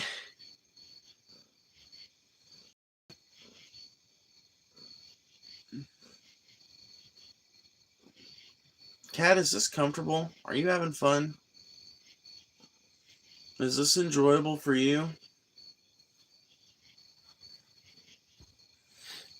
I'm saving Willie Carlisle for later. Thank you for the recommendation. You're totally welcome. Yeah, always going to be some dumbs jumping around. Yeah, like that's the first dumb we've had today, but they're gone. The funny thing about libertarianism is that it eventually swings to the left when they realize capitalism necessitates putting freedom at a cost. Yeah, dude, like, here's the thing, if a libertarian ever realizes the inherent contradiction to libertarianism, right, which is that if you maximize freedom on the marketplace, you are kind of forced to at some point legalize slavery and legalize all of the shit that you would never want, right? Like if anything is permitted, as long as it's not literally causing violence against you, up to and including buying all the land around your house and charging you a fucking massive fee to get out of that space, you can literally just you could literally in a libertarian society have people perform what would be the equivalent of a medieval siege with economy. You could like especially because in libertarians' minds, the only fucking thing that they're paying for with their taxes is the cops, which is ironic as fuck. Because what they don't realize is that what some like as soon as that happened, there would be a bunch of fucking people who would buy up the road, like an entire road that just has people on it, and literally set up a toll gate at either side of that road, either fucking end of that road, and be like, now you fucking have to pay me to get on and off your road. Why? Because I fucking own it, bitch. What do you mean why? And if they fucking go to tear it down, guess what? The fucking cops that their dumbasses said should be the only thing worth paying for in this new society will be the ones who come fucking shoot their dumbasses and run them off, and you know that'll be that. And yeah, the person who put the toll gate up will have to come back and repair it, but big fucking whoop, they'll call the sheriff's office out for some protection while they're out there, get it fixed up, and be charging your ass fucking $5 to get on and off your property again, dude. Motherfuckers don't realize how nice they got it until they lose it. Honestly, I kind of wish one of these states would do some kind of hardcore libertarian push where we're like, okay, you know what? All right, roads are public property right now. Roads are public property now. Go have fun. Go pop your whoop. Let's see how long it lasts before you're crying to us to nationalize the fucking, to make it a state entity again, right? Because people would fucking do it in a heartbeat, bro. Either everyone would kind of realize what just happened and start clamoring for it to fucking be reversed, or you would have what I just described happen, where some fucking corporation, probably Walmart or something, some subsidiary of Walmart or Amazon, is going to go to Alaska or whatever state this happened in, and buy up every fucking road they fucking can as soon as they can, and put toll gates up on all of them, and start charging people out the ass just for the privilege of getting off, on and off the place where they live. That shit would happen in a heartbeat, and people don't want to acknowledge that. Libertarians never want to fucking admit that. But if they do, you're right. They end up swinging hardcore left. They eventually end up being anarchists. And, I fancy myself an anarchist, so I tend to get along with them. Always going to be some... Oh, I already read that.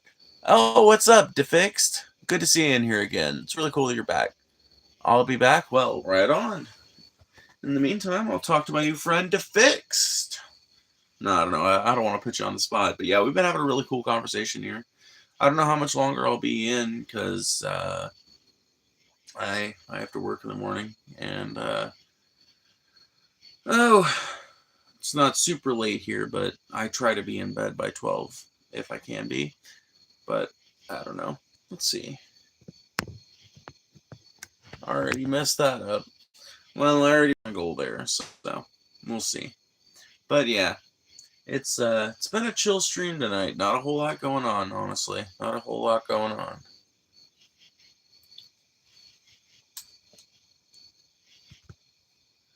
What time zone am I in? I'm in Central Daylight Time. Yeah.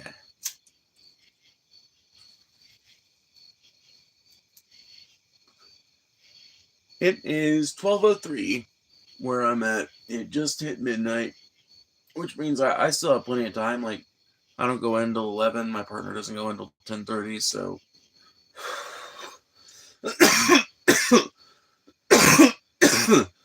if I go in 20 minutes, no big deal. I'll still get my minimum necessary 6 hours of sleep. I'll wake up just fine. Jesus.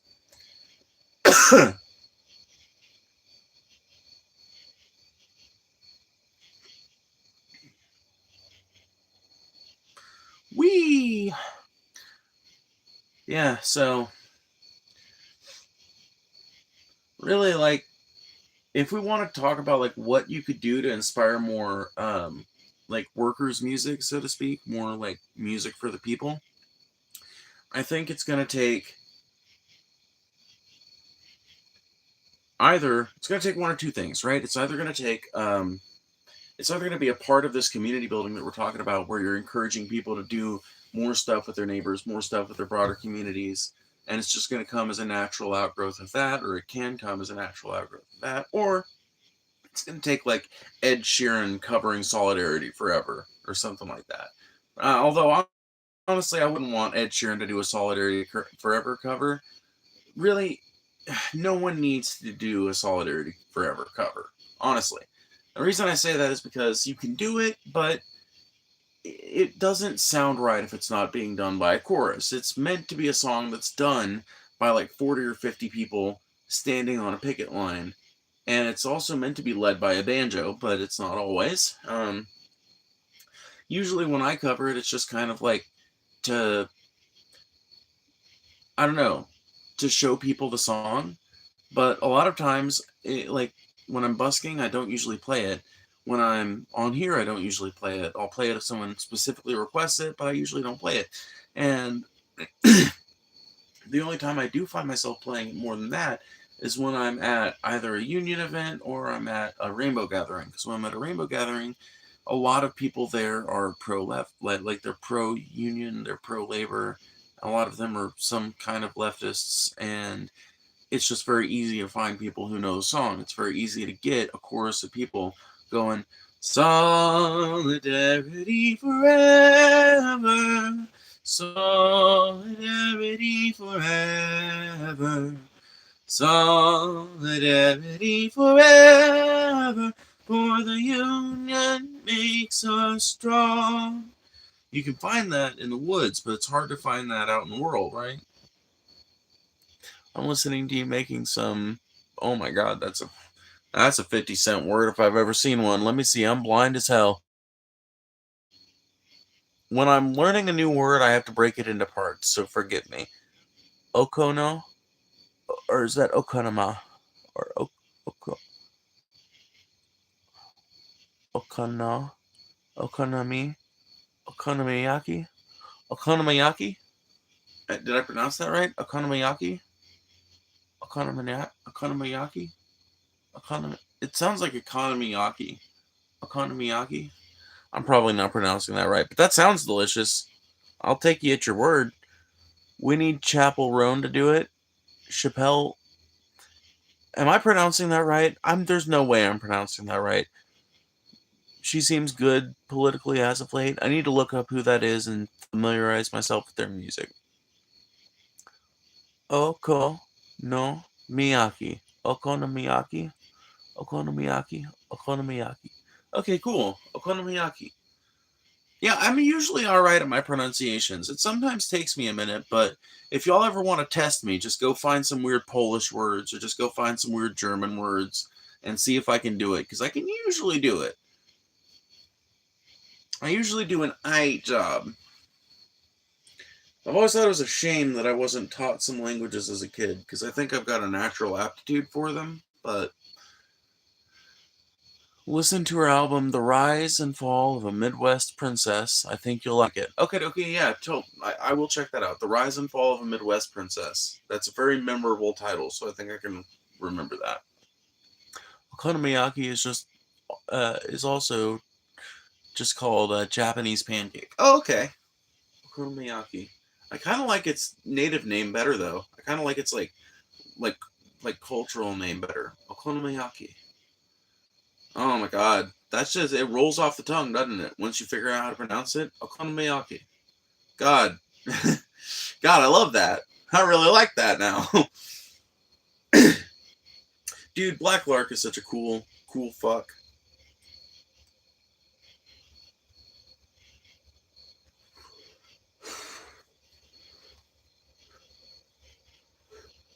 Dude, I love life. Literally. Listen, I'm stoned and I'm having a really fun time. And I know the world is burning, but I also know I've got no fucking power over that wheel. if my hands go off of my individual lever, it keeps spinning without my fucking attention. You know, everything's great. You know, life is great. Dude, I'm sitting here talking to somebody who lives in a completely different part of the world, might even live in a different country. I don't know where Black Lark is from, but they're making okonomiyaki, talking to me. We're having this incredibly deep conversation that we've been having for like an hour and a half now. Life is just so cool, dude. I literally can't complain. I mean, I could. My foot hurts. Shit's, you know what I mean? But like, dude, that is cool. Life is fucking. Life is more cool than it is lame. Can I just say that? Fun fact: yaki means grilled. Oh shit! So teppanyaki. So teppanyaki. Okay, so teppanyaki. What does teppanyaki mean then? Because it means something grilled, right? Like, what does teppan mean?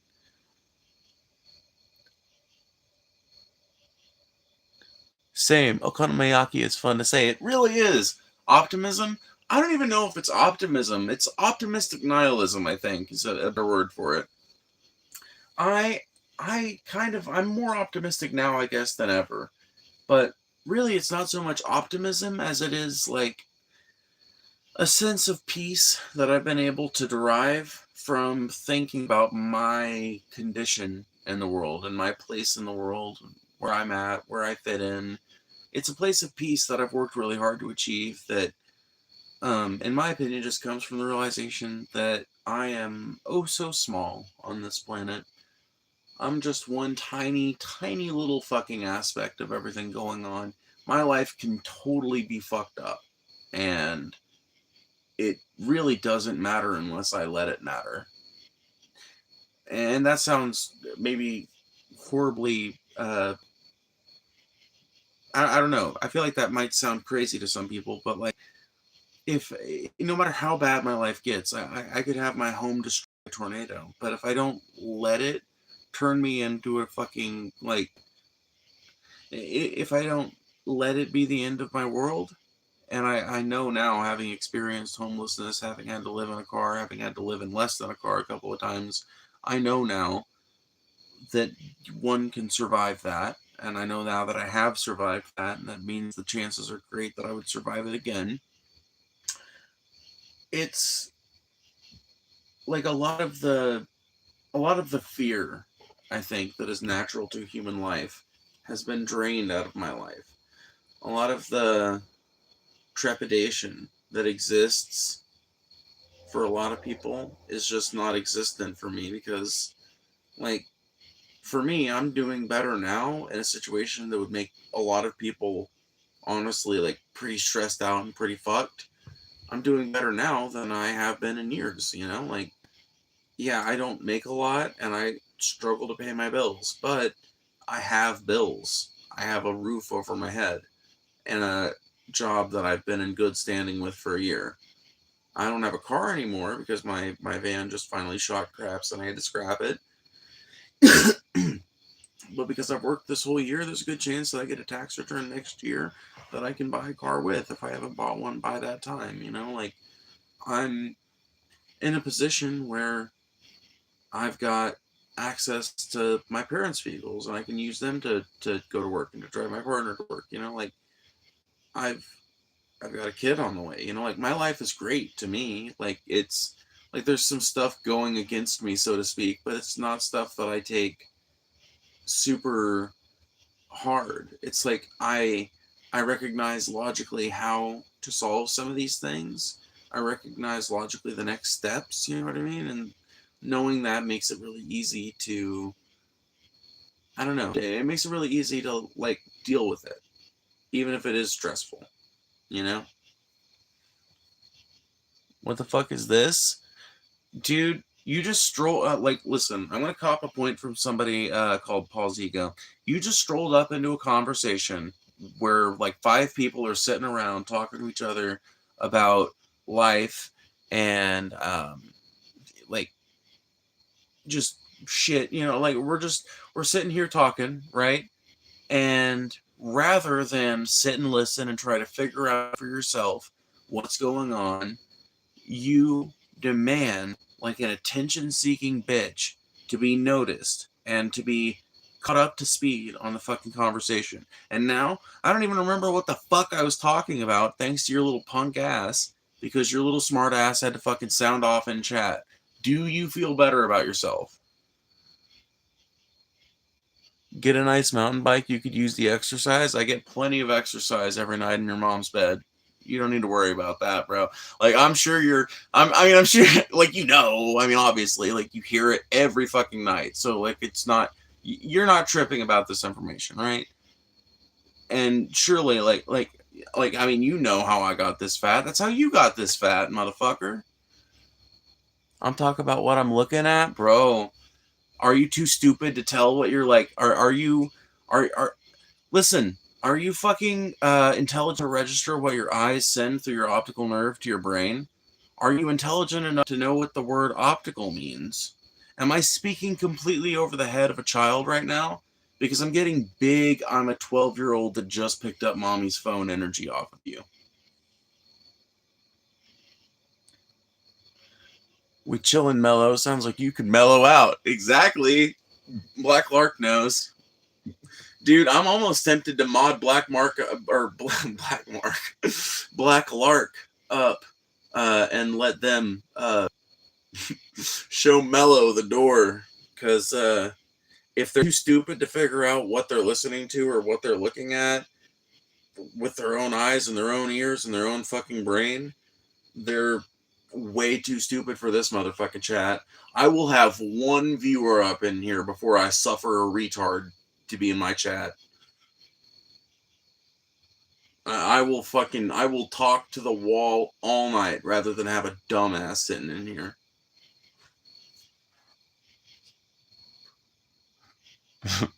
Looking at a salt of the earth middle American.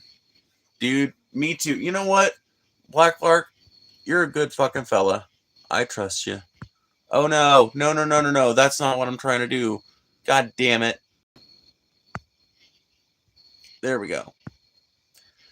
Black Lark, welcome to the team. You are now a standard moderator on my channel. If you want to clean up dumbass messes like the person who's been talking crazy shit to an internet stranger for the last 10 minutes, feel free to do so. Don't feel like you're being forced to do so. Don't feel like you've got to exercise this power if you don't want it.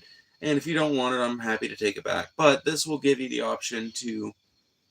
No, well, this does really two things, right? Number one, I can see you in chat way easier because my blind ass will be able to see the little blue wrench in your name. Number two, it allows you to clean up the stupidity that is rampant in these chats sometimes. When the skippities flood in, it's always nice to have more rather than less wrenches. So, welcome to the team. Thanks. Yeah, I'm watching you, Mellow. Yeah, dude, Mellow is on thin ass ice.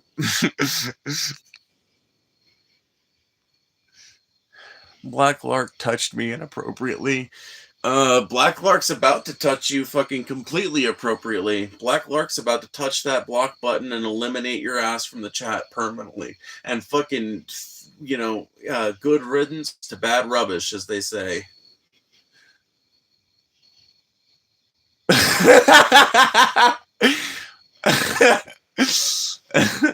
Okay, you know what? He needed banned, but that last one did make me giggle. It did make me giggle. I ain't gonna lie. But yeah, thank you, Black Lark. Anyway, does anybody remember what the fuck we were talking about? I'm just gonna have to scroll up. Gave him some time to think of a better insult. Exactly. Give him some time. We're just gonna toy with this dude for a while. That's the fucking tactic.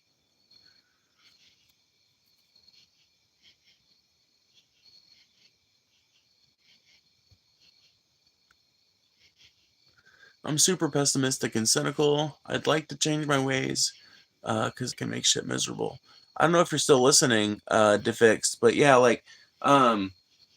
you can't change pessimism overnight, right? You can't you can't change the entire way you think overnight, but you can start to kind of try and use a different perspective on certain things, right? For me, that started really small and escalated to bigger things. It also, in my opinion, helped that I did a lot of acid while I was thinking about some of this stuff and gave myself a lot of time where it was just me and my own thoughts and a lot of fucking forcible chemical makeup. Um, but I can't blame it all on that. A lot of it started with just like little perspective changes, like just a simple thing I think about all the time. Like I take time now to enjoy nature when it strikes me, because when I was a kid, you couldn't drag me away from a really clear night. I would just sit there and look at the stars until my dad opened up the door and yelled at me, and then I'd finally come in. And now when I look up at the stars and I'm just enamored by them, I just click off my phone and shake off the flashlight and just stare at them. Sometimes for 10 or 20 minutes, just looking. I allow myself to kind of like be taken in by nature and the grandness of it all, the beauty of it all, the grandness of it all. It's it's incredible. It's it's the best thing about being alive.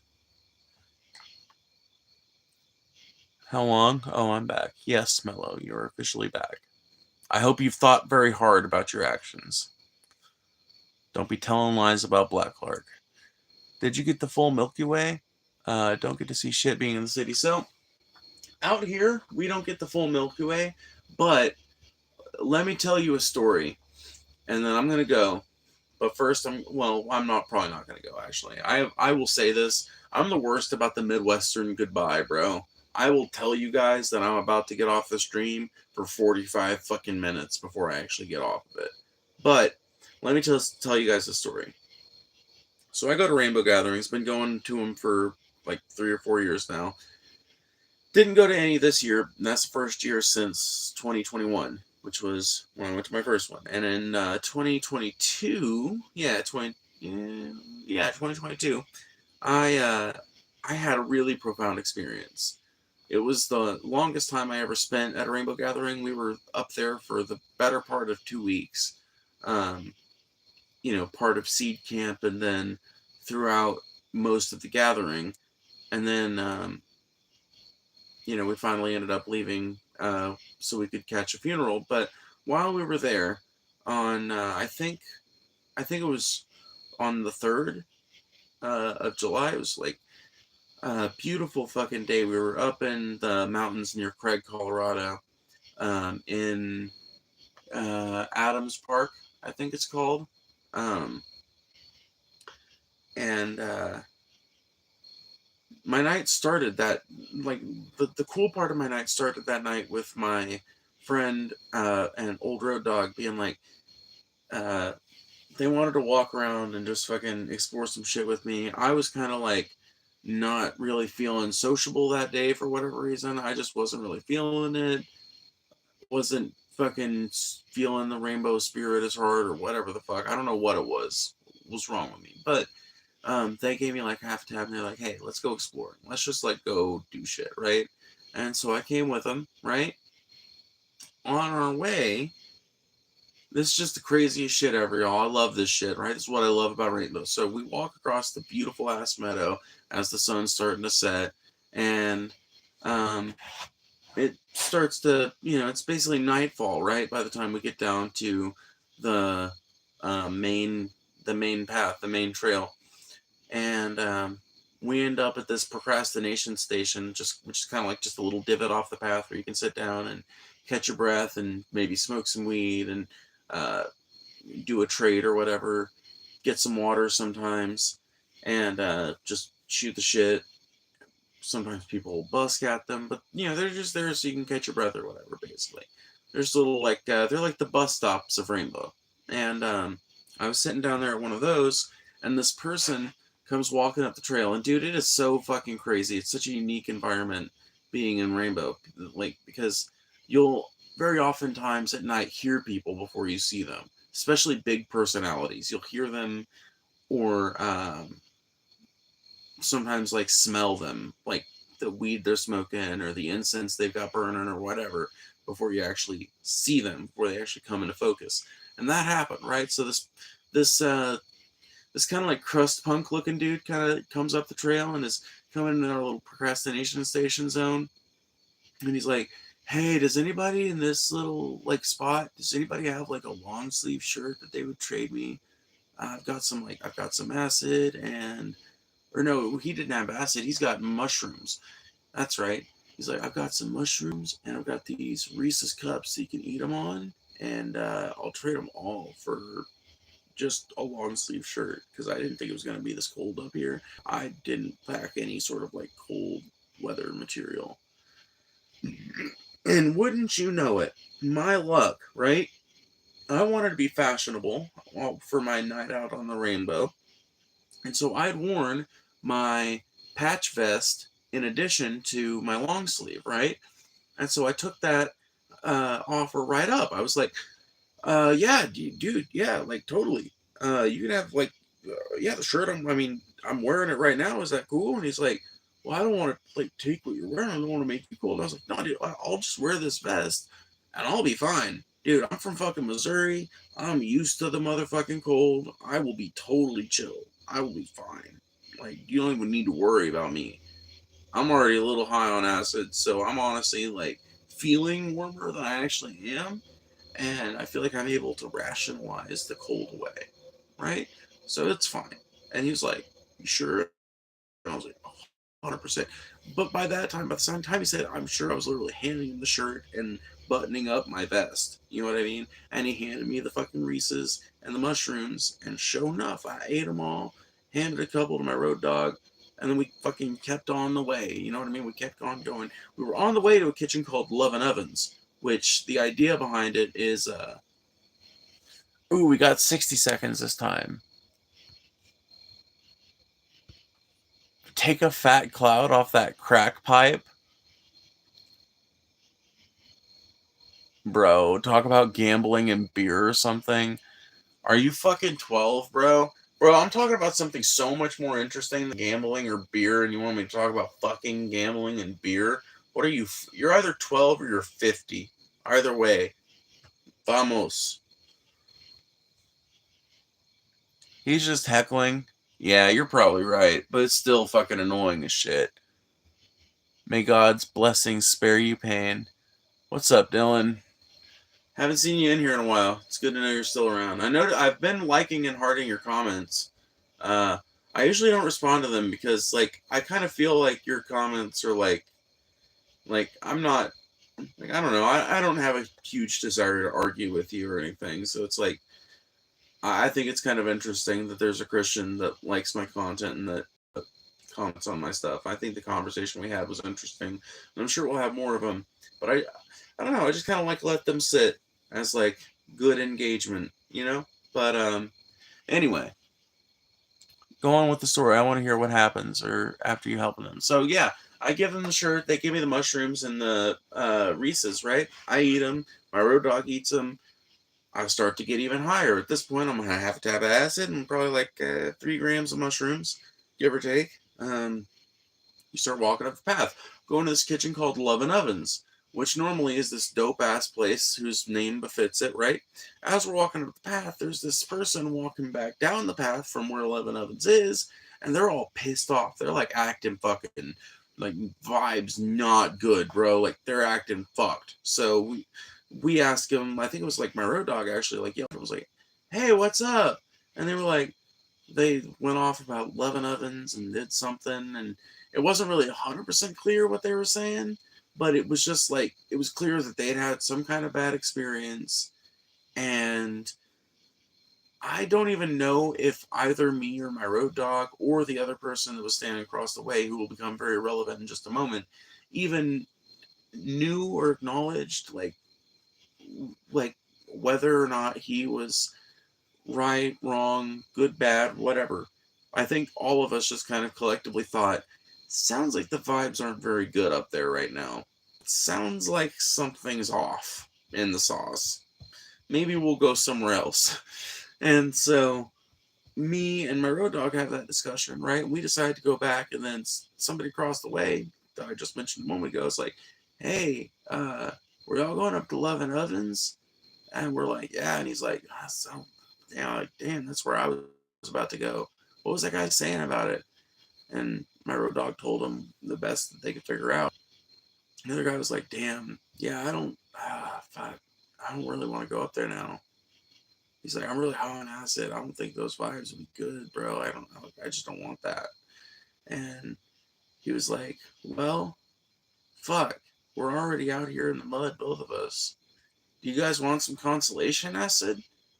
And we were both literally like, at the same time, me and my road dog literally jinxed each other. We said, we would love some consolation acid. And so we fucking traipsed across the muddy ass path across there. We got dosed again. I took 2 tabs, and uh, my road dog took like one, I think. Um, and off we went again, right? So by this time, I am fucking 5 sheets to the wind. It is a miracle that I'm still upright and walking, but I'm having a great time. And I end up, like, honestly, after that point is when it kind of, there's only a few memories from that gathering at that night, right? It's like there's only a couple of memories that happen after that that I really strongly remember. The rest of it is kind of a blur. So I remember it's like shortly after getting the second dose of acid. Hold on one second.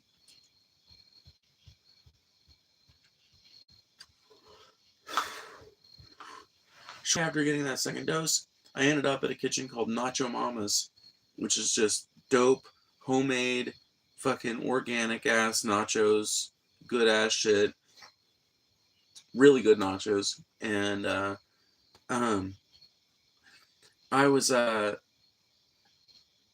was like sitting in, like, we wanted to get nachos, right? Me and my road dog, but my road dog was like, no, I don't think you can like stand in line right now. You're probably not gonna have a great time standing in line. How about I stand in line for us? And you know, that'll probably be better. And I was like, yeah, you're probably right. So when they eventually get back with the nachos, right? I just lay there while they're going off, and I start to have like an experience, bro. I start to have this feeling as the people are walking by me. Some of them are looking over in my direction, but I don't know if it was the acid or if they were really looking at me this way, but I kept getting the impression from their faces. I felt like they were looking at me the same way someone looks at like a chihuahua or like something cute on the ground or something like weird or something like with curiosity or something. I don't know. It was just very strange the way I almost felt like they were looking through me or seeing something different when they looked at me. And so I started to get this idea like I died. I'm dead. I'm not here anymore. I'm somewhere else. I'm probably dead. And this experience is just like what it's like to experience the world of the living as a spirit, right? Like my body's probably not even in this nacho kitchen right now. I'm probably just like laying here on the grass out of the way so that I'm not like getting like trampled on because that's probably uncomfortable even as a ghost, right? But they can't see me because if they could, they would be like looking at me with concern, right? Now, what I realized after the fact is that they probably were, a lot of them laughing and smiling, because there was a fucking crazy hippie laying on the ground going like,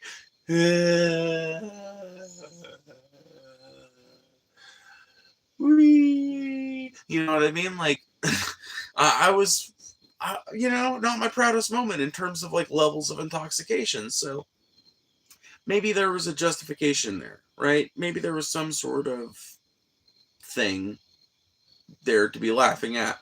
It just didn't occur to me in the moment that that could be me. And I got in this spiral of thinking, like, I'm dead, but it seems to be all right. Like, being dead seems to be kind of an okay state of being. And so, when Adam, God damn it, I keep doxing them. when my road dog gets back with the nachos, right? We finally start talking. I finally start eating the nachos. I'm like, these are the best nachos in the whole fucking world, bro. These are amazing nachos. Even though, like, like I'm dead, but these are still great nachos. And my road dog was like, what? Wait, what? Huh? Come again? And I was like, bro, I think I'm dead, bro. Like, and they were like, Phoebe, you're not dead. And I was done with my nachos, so I like sat down. I was like, I'm dead. I've had nothing to be scared of, and nothing to look forward to. No one to impress, and no one to demean. No one to be insulted by, and no one to insult. Nothing matters. Nothing can matter forever. And I started laughing, and I was like, I'm so happy about it. And they were like, so wait, hold on. So this is a good thing? And I was like, oh, of course. Oh, all my earthly duties, I'm relieved of them. Now I do what I want. And they were like, yeah, sure. Bear in mind, they're not nearly as high as I am. I'm fucked, right? But eventually we get up and we cut through the nacho line and get back out to the main trail, and we head out towards Main Meadow. And we were privileged this night with the most fucking beautiful stars, like the most beautiful starry night I've ever seen in my life. So we're walking out on Main Trail, walking out towards the Main Meadow and towards like um, Instant Soup, the kitchen that we were plugged in at. And we get about, I don't know, about 25, 30 feet from the tree line, and we cross this creek, or no, we hadn't crossed the creek yet, but I look up, right? I look up, and I'm just like shocked and amazed to see, for the first time in my life, the clear outline of our branch of the Milky Way galaxy. Literally, like, splayed out before me, like one of those, like, Microsoft long exposure pictures or something, without the long trails and shit. So I was like, oh my God, I just want to lay here and experience this. And so my road dog sat down there with me for a minute, and I literally just laid there, and I must have looked at that fucking stars. I must have looked at that scene for like an hour and let it do crazy shit in my head. And then, as if shit couldn't get any wilder, right?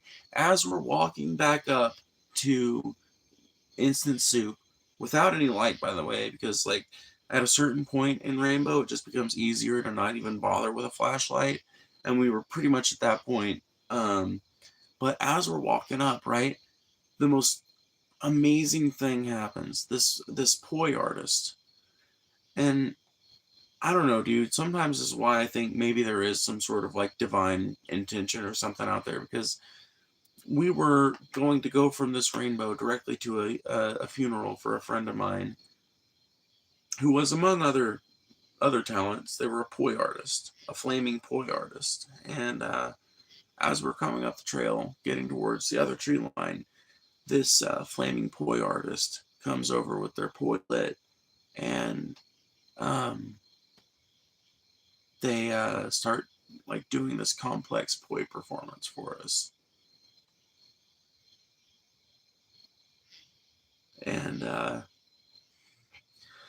eventually they just like finish it out, put it out, and bow and walk back away. Literally like a little show they just put on for us, as near as I can tell.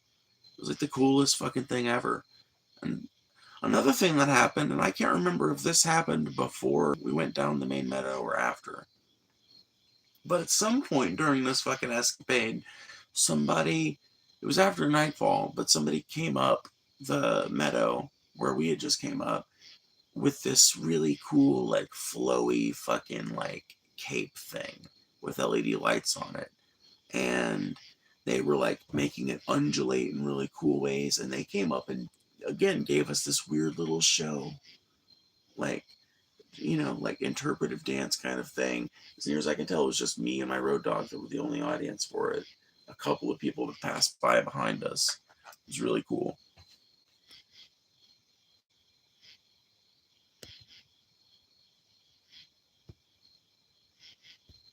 Acid and mushrooms must have been an introspective night. It really was. It really was. Yeah, tripping that hard can make you very emotionally sensitive to what others are putting off.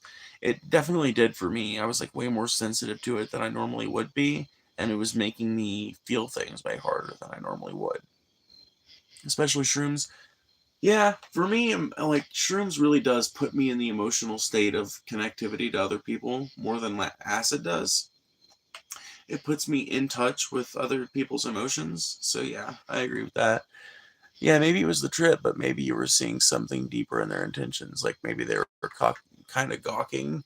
Oh, I mean, 100%. Like that's the thing about Rainbow is that like there are some people that aren't squares that are kind of still squares at heart, and so they see somebody who is like in the situation I was, which I was like honestly irresponsibly high. I like I was like, which, people do that at Rainbow all the time. That's part of the joy of going to Rainbow, right? Is like getting stupid fucking introspective, like stupidly high on these introspective experiences, right? Um, it builds character, and I wouldn't change it for the world, but there's 100% some people that were gawking at my ass. Now there were some other people that probably were just like smiling because they were like, "Yeah, I've been there. You'll be fine." And I even heard that out of a couple people. I'm pretty sure.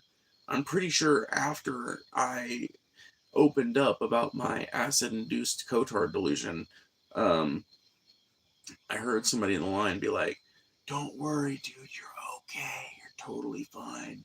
And I was like, "Yeah, I'm great." And he was like, it was dope. Dude, I want to go to Rainbow again so bad.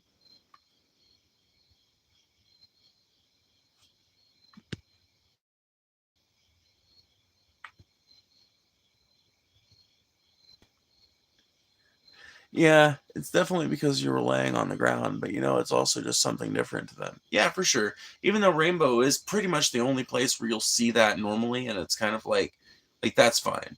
Like, is the hippie in your way? No. Is the hippie safety or health hazard? No. Is the hippie a noise hazard? Are they just like horribly loud and obnoxious? Well, no, no, they're fine. Well, then, they're fine. And that's pretty much the logic with people at Rainbow. Yeah, wow, tripping and seeing all that must have been pretty awe-inspiring. Dude, it made me feel about the size of a pinhead, bro. I felt like that was the one of the first times I really kind of deeply appreciated in my soul how tiny I am, how just small, and how one cell of a larger body I am. Well, I personally don't take that feeling as a divine intervention, but just that we are so fit to this planet on so many levels, we are attached to it from land to sky. Yeah, I mean, that's definitely true. And, you know, it's a small world, so that poi artist, there's no way they knew, you know what I mean? It's just a coincidence, but it's a coincidence that a cave person would 100% attribute to God, but since I'm marginally smarter than a cave person, I recognize that it probably is not that. You know what I mean? After the story, Mello, we can change the topic. Mello was talking about guns. We'll get to that later. So, the night ends, right, with me getting back to instant soup, and I am reasonably sure that this is the night where I had my most memorable performance of my entire life. So when we finally get back to instant soup, we plug in there and we start, I start doing some guitaring around the fire and some fire trolling and some weed sharing and shit, which is, you know what I mean, all good Rainbow shit. And then slowly but surely, uh, basically what happened is soup got called, I think. No, that didn't happen. Well, no, that didn't happen till later. So I don't know what happened, but when we got there, there was already a pretty big fire circle going on, and after we got there, it seemed like it just got bigger by like an order of magnitude. And the fire circle kind of like split into two nuclei, where you had this like smaller fire circle that was being kind of like maintained for like people that couldn't get super close to the main kind of circle area. And then you had this other kind of like wider fire area where people were scrunched around it as they could be. And the people in the very front of that group were all different like musicians and shit. Um, and so it became this really big kind of thriving song circle. And eventually somebody nominated me to get my ass up there, and I was like, hell yeah. And so I played one song, and the people fucking loved it, and they demanded I play another song, so I did. And then they fucking loved it, and they demanded I play another song, so I fucking did. And it was really fucking fun. And I played like 5 songs before I finally got the chance to get off the stage. And even then, like 2 songs later, the person that was getting off was like, I want to do this next song with somebody. I have a person in mind that I want to duet this one with. And they looked at me and they were like, you want to do America by Simon and Garfunkel? And I was like, hell yeah, I want to do America by Simon and Garfunkel. Or I think that was actually Eva Destruction. But either way, we play this fucking beautiful ass song, duet, just beautiful, right? And people for the rest of that gathering were coming up to me being like, you killed it at Instant Soup. You were so good up there. Holy shit, you sound so good. I've been riding that high ever since, bro. That shit felt so good. That shit was dope. And it was fueled by intense acid and mushrooms consumption.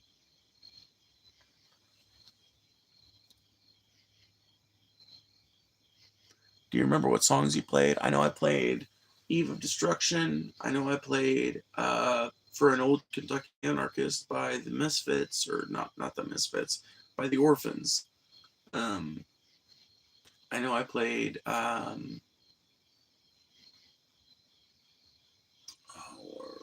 Roll Me Through the Gates of Hell by Mischief Brew.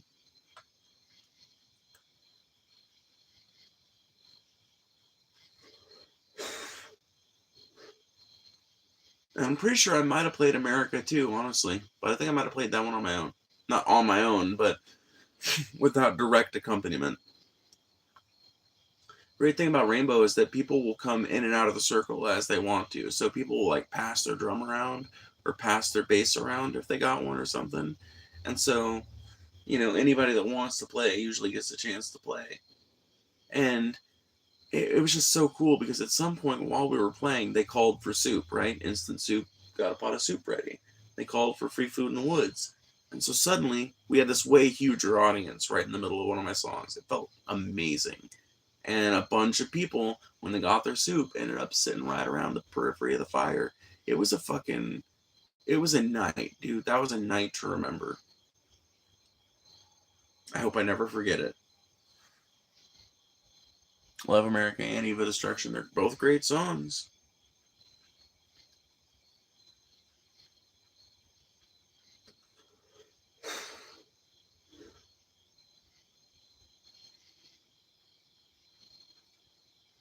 I miss going to Rainbows. Seems like life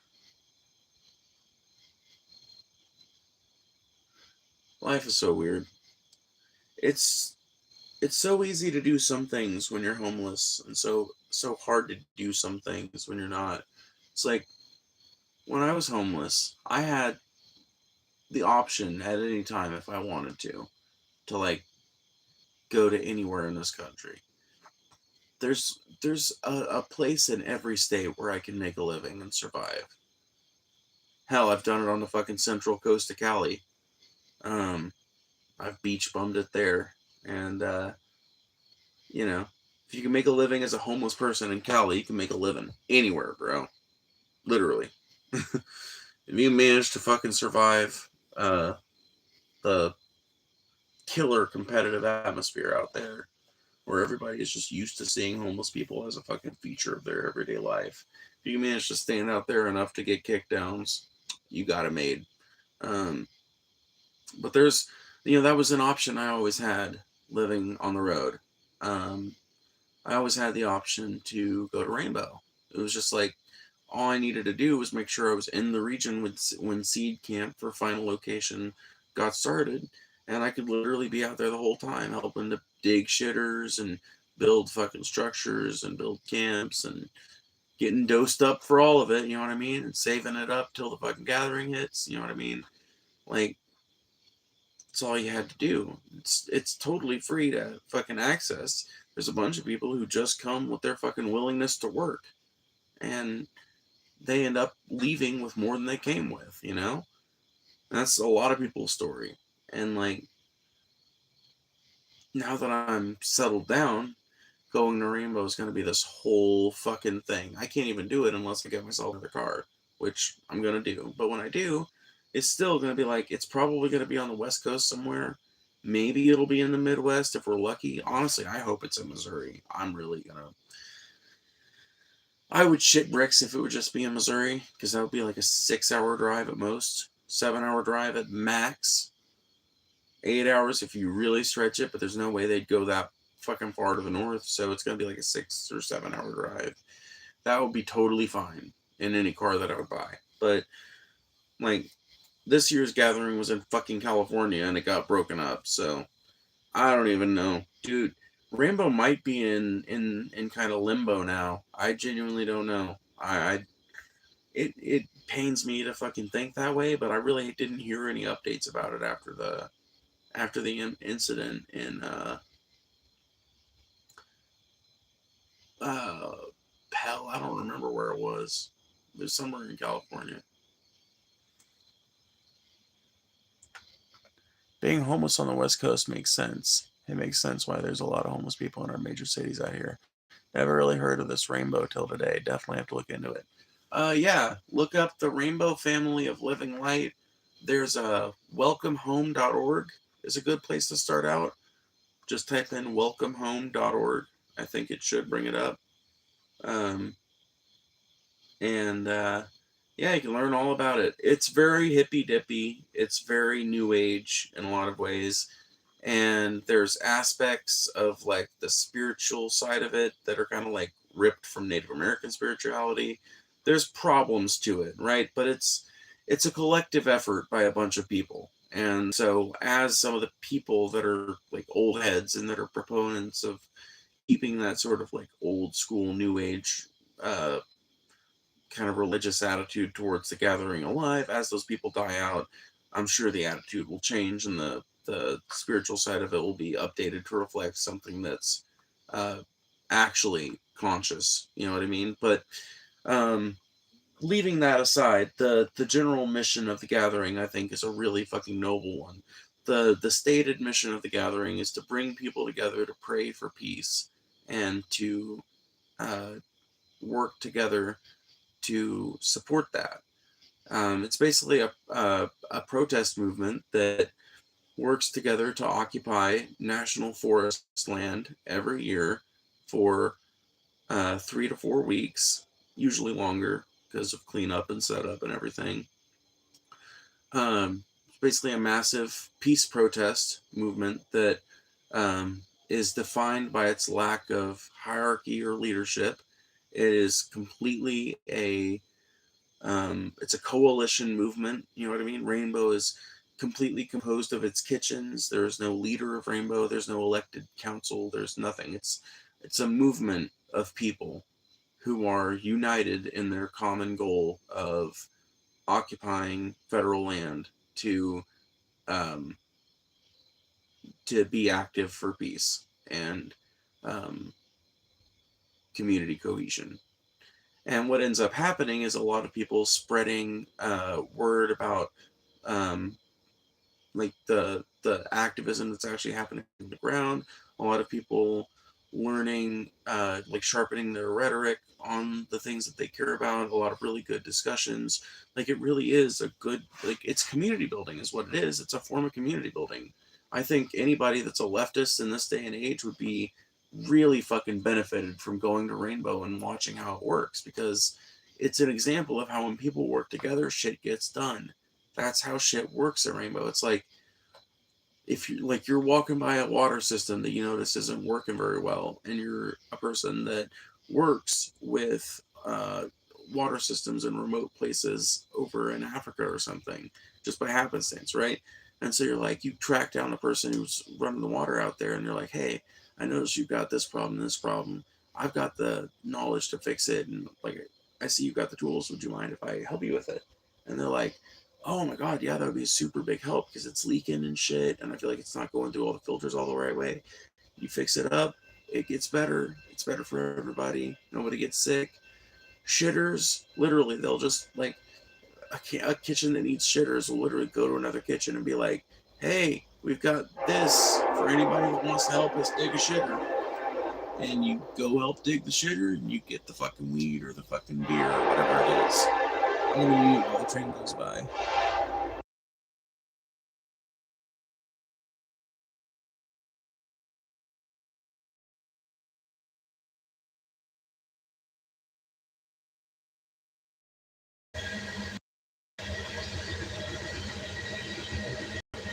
Wow, this is an old website, but I'm reading on it. Yeah, it looks cool. Yeah, it is an old website. Well, it's because like Rainbow is a free activity. The only money that the people who support the outreach of Rainbow, which is Info, basically, which is a kitchen. You know what I mean? Info Kitchen basically does all that stuff, and I think the Rainbow website is privately maintained by an old, like a Rainbow old head. And yeah, I mean, it's all done for free, basically. It's all done out of the love of the craft and of the movement. So yeah, it's an old school website.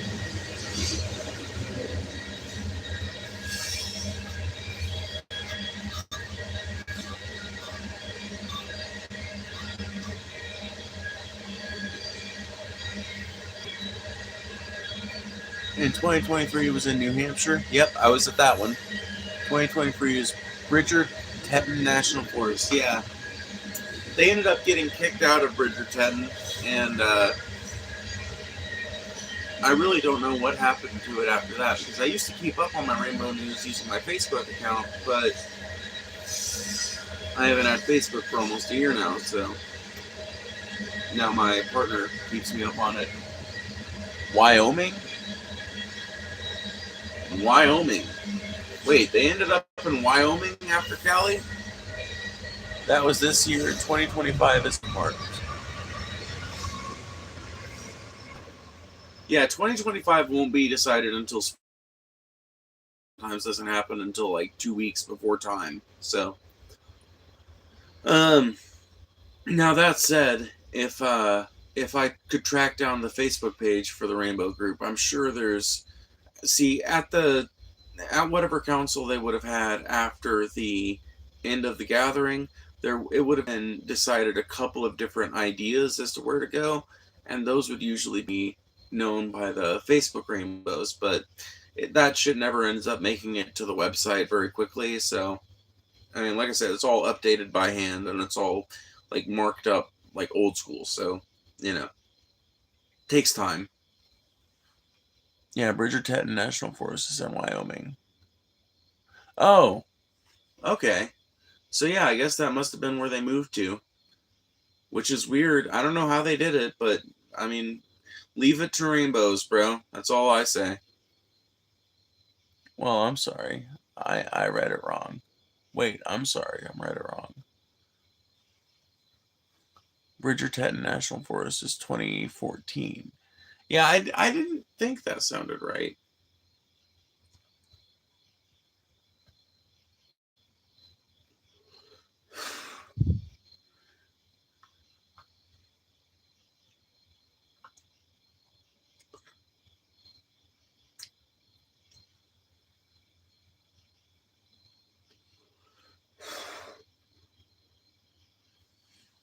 But yeah, it's a really cool movement. It's a great example of how communism would actually work and how a syndicalist society would actually work.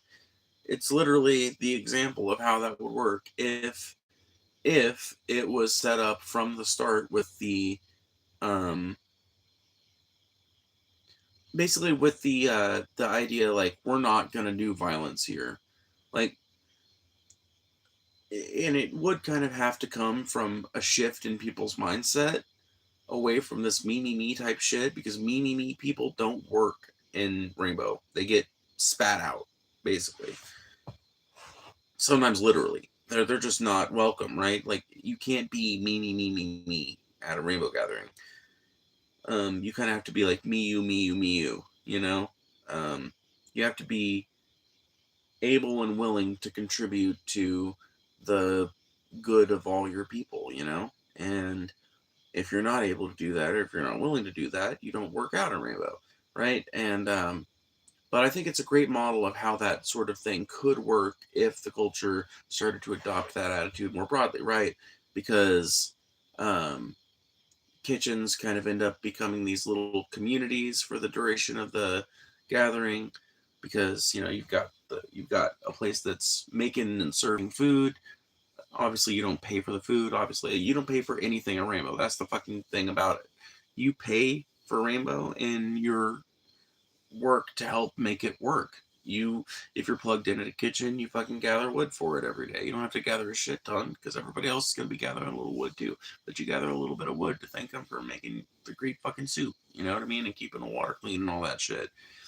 You gather some wood, you split some wood if they've got them all in a splitter, and some wood to be chopped and cut down. You know what I mean? Like, if uh, if they need a water run, you run water runs for them. Like, you know what I mean? Like, you help out whenever you get the chance at Rainbow, and you get rewarded richly for it. And you get to spend a lot of your time just doing what is effectively leisure. But a lot of that is even contributing to the Rainbow spirit. Like, a lot of people honestly don't do a whole lot of uh, like, I don't know, shitter digging and shit.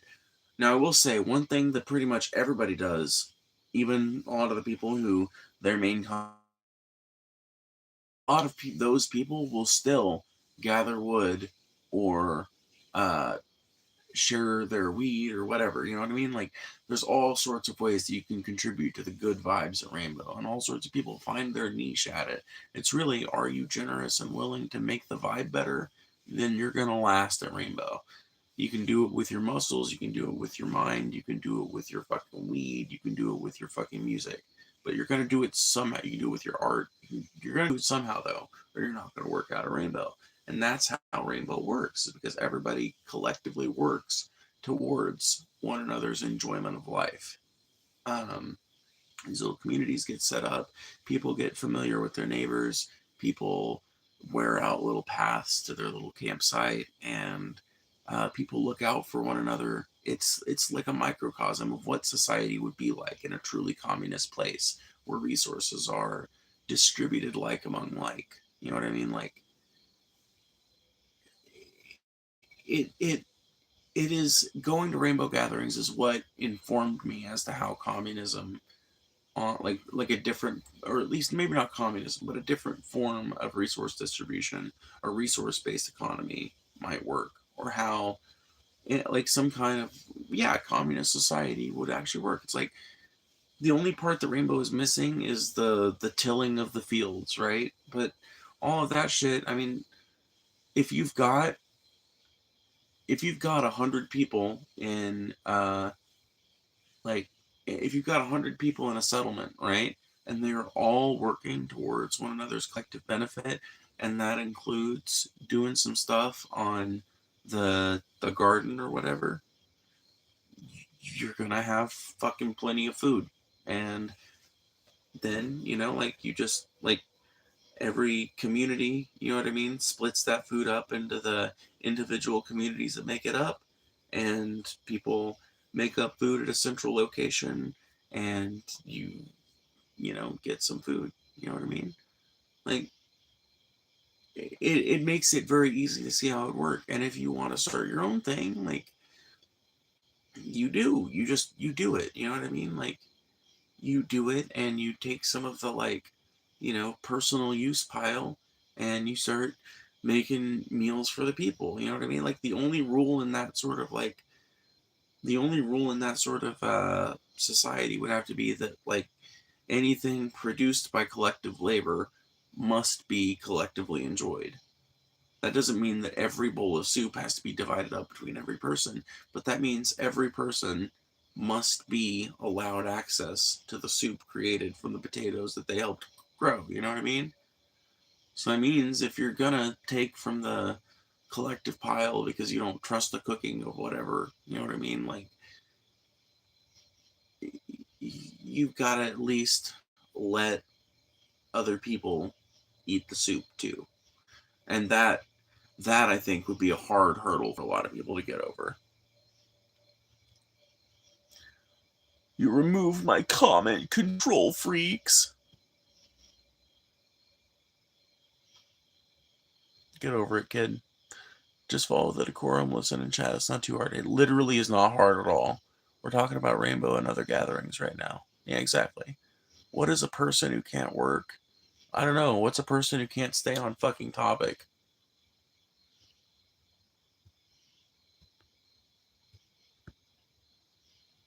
Yeah, Rainbow sounds like a great time. I already love working for people. If it doesn't feel exploitative to me, it's usually a good time. Volunteering is fun. Um, yeah, so, get out of here, bro. I don't give a shit about your opinion. I don't know what makes you think I would. Anyway, it is a really fucking great time, and yeah, that website is outdated, sadly. But fuck, I have to scroll up and see what you said again. But yeah, like it's not like that's the great thing about Rainbow is like it's the opposite of exploitative. People that aren't even tied into the kitchen that you're fucking helping out will see you helping out that kitchen, and because they love that kitchen so much, they'll fucking dab you up. They'll fucking give you some dabs, or I mean, that's what happened to me. Literally, this one person just saw me helping to prop up the vibe so much at Instant Soup and gathering wood for them and fucking just doing all this other shit. And they were a big fan of Instant Soup too. And they weren't even plugged in with them that year, but they were a big fan, right? And they gave me a bunch of dabs, and they were like, the only rule with this is that you gotta share them. You can have as many as you want, but you gotta share them. I'm gonna pass them around to you. And I like, well, so, like, if you share them around, and people tell me you share them around, you'll have way more because there's way more where I came from. And you know what I spent the next 3 nights doing? Dabbing up as many people as I could. I was really like the dab master for a while. Just dab after dab after dab after dab. People would come up to me after the first night and be like, Phoebe, can I get a dab? And I'd be like, oh, hell yeah, of course. It was great. It was literally so fun. I'm sure there are some disabled people at Rainbow. Well, yeah.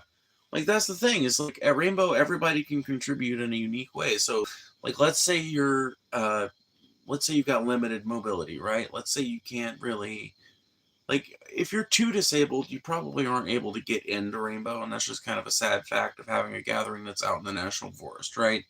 So if you are confined to a power wheelchair or something, you probably can't get into Rainbow. But if you are just confined to a regular wheelchair and you've got a couple of people with you, there's a good chance that they can manage to get you into the site. You know what I mean?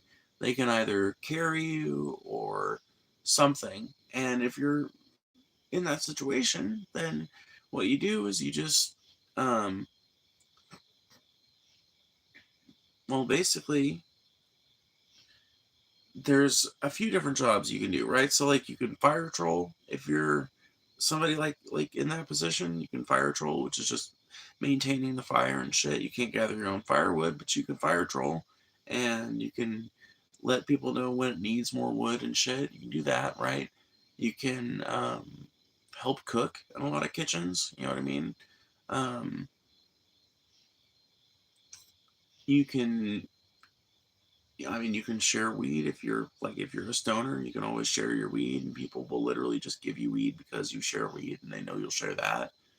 And they just want to increase the vibes in general. You know what I mean? So people, like, that's the thing is like, there's always ways you can contribute a rainbow, even if you can't work a lick.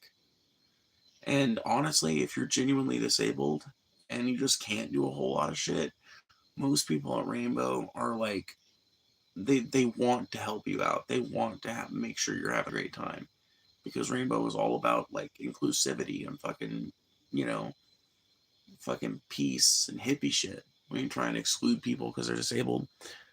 Yeah, I'm sure the dinners are great when people are putting their all into food for others. That's when you get the real best shit, family cooking. Yeah, I mean, it really is. I mean, a lot of it's like hippie shit, so some of it's kind of like eh, but honestly, all of it's great. Um, you do have to be careful when you're talking about like main circle food because main circle foods are always like very lightly seasoned, very, I don't know. Honestly, in my opinion,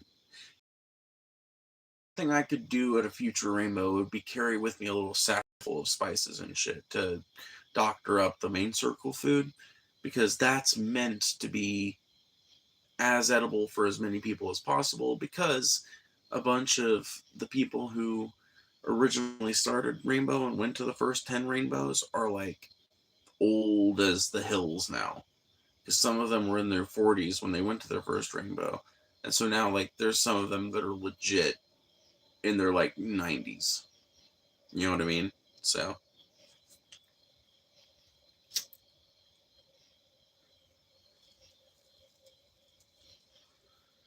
anyway, I gotta go. I'm tired as fuck. It's been really fun though.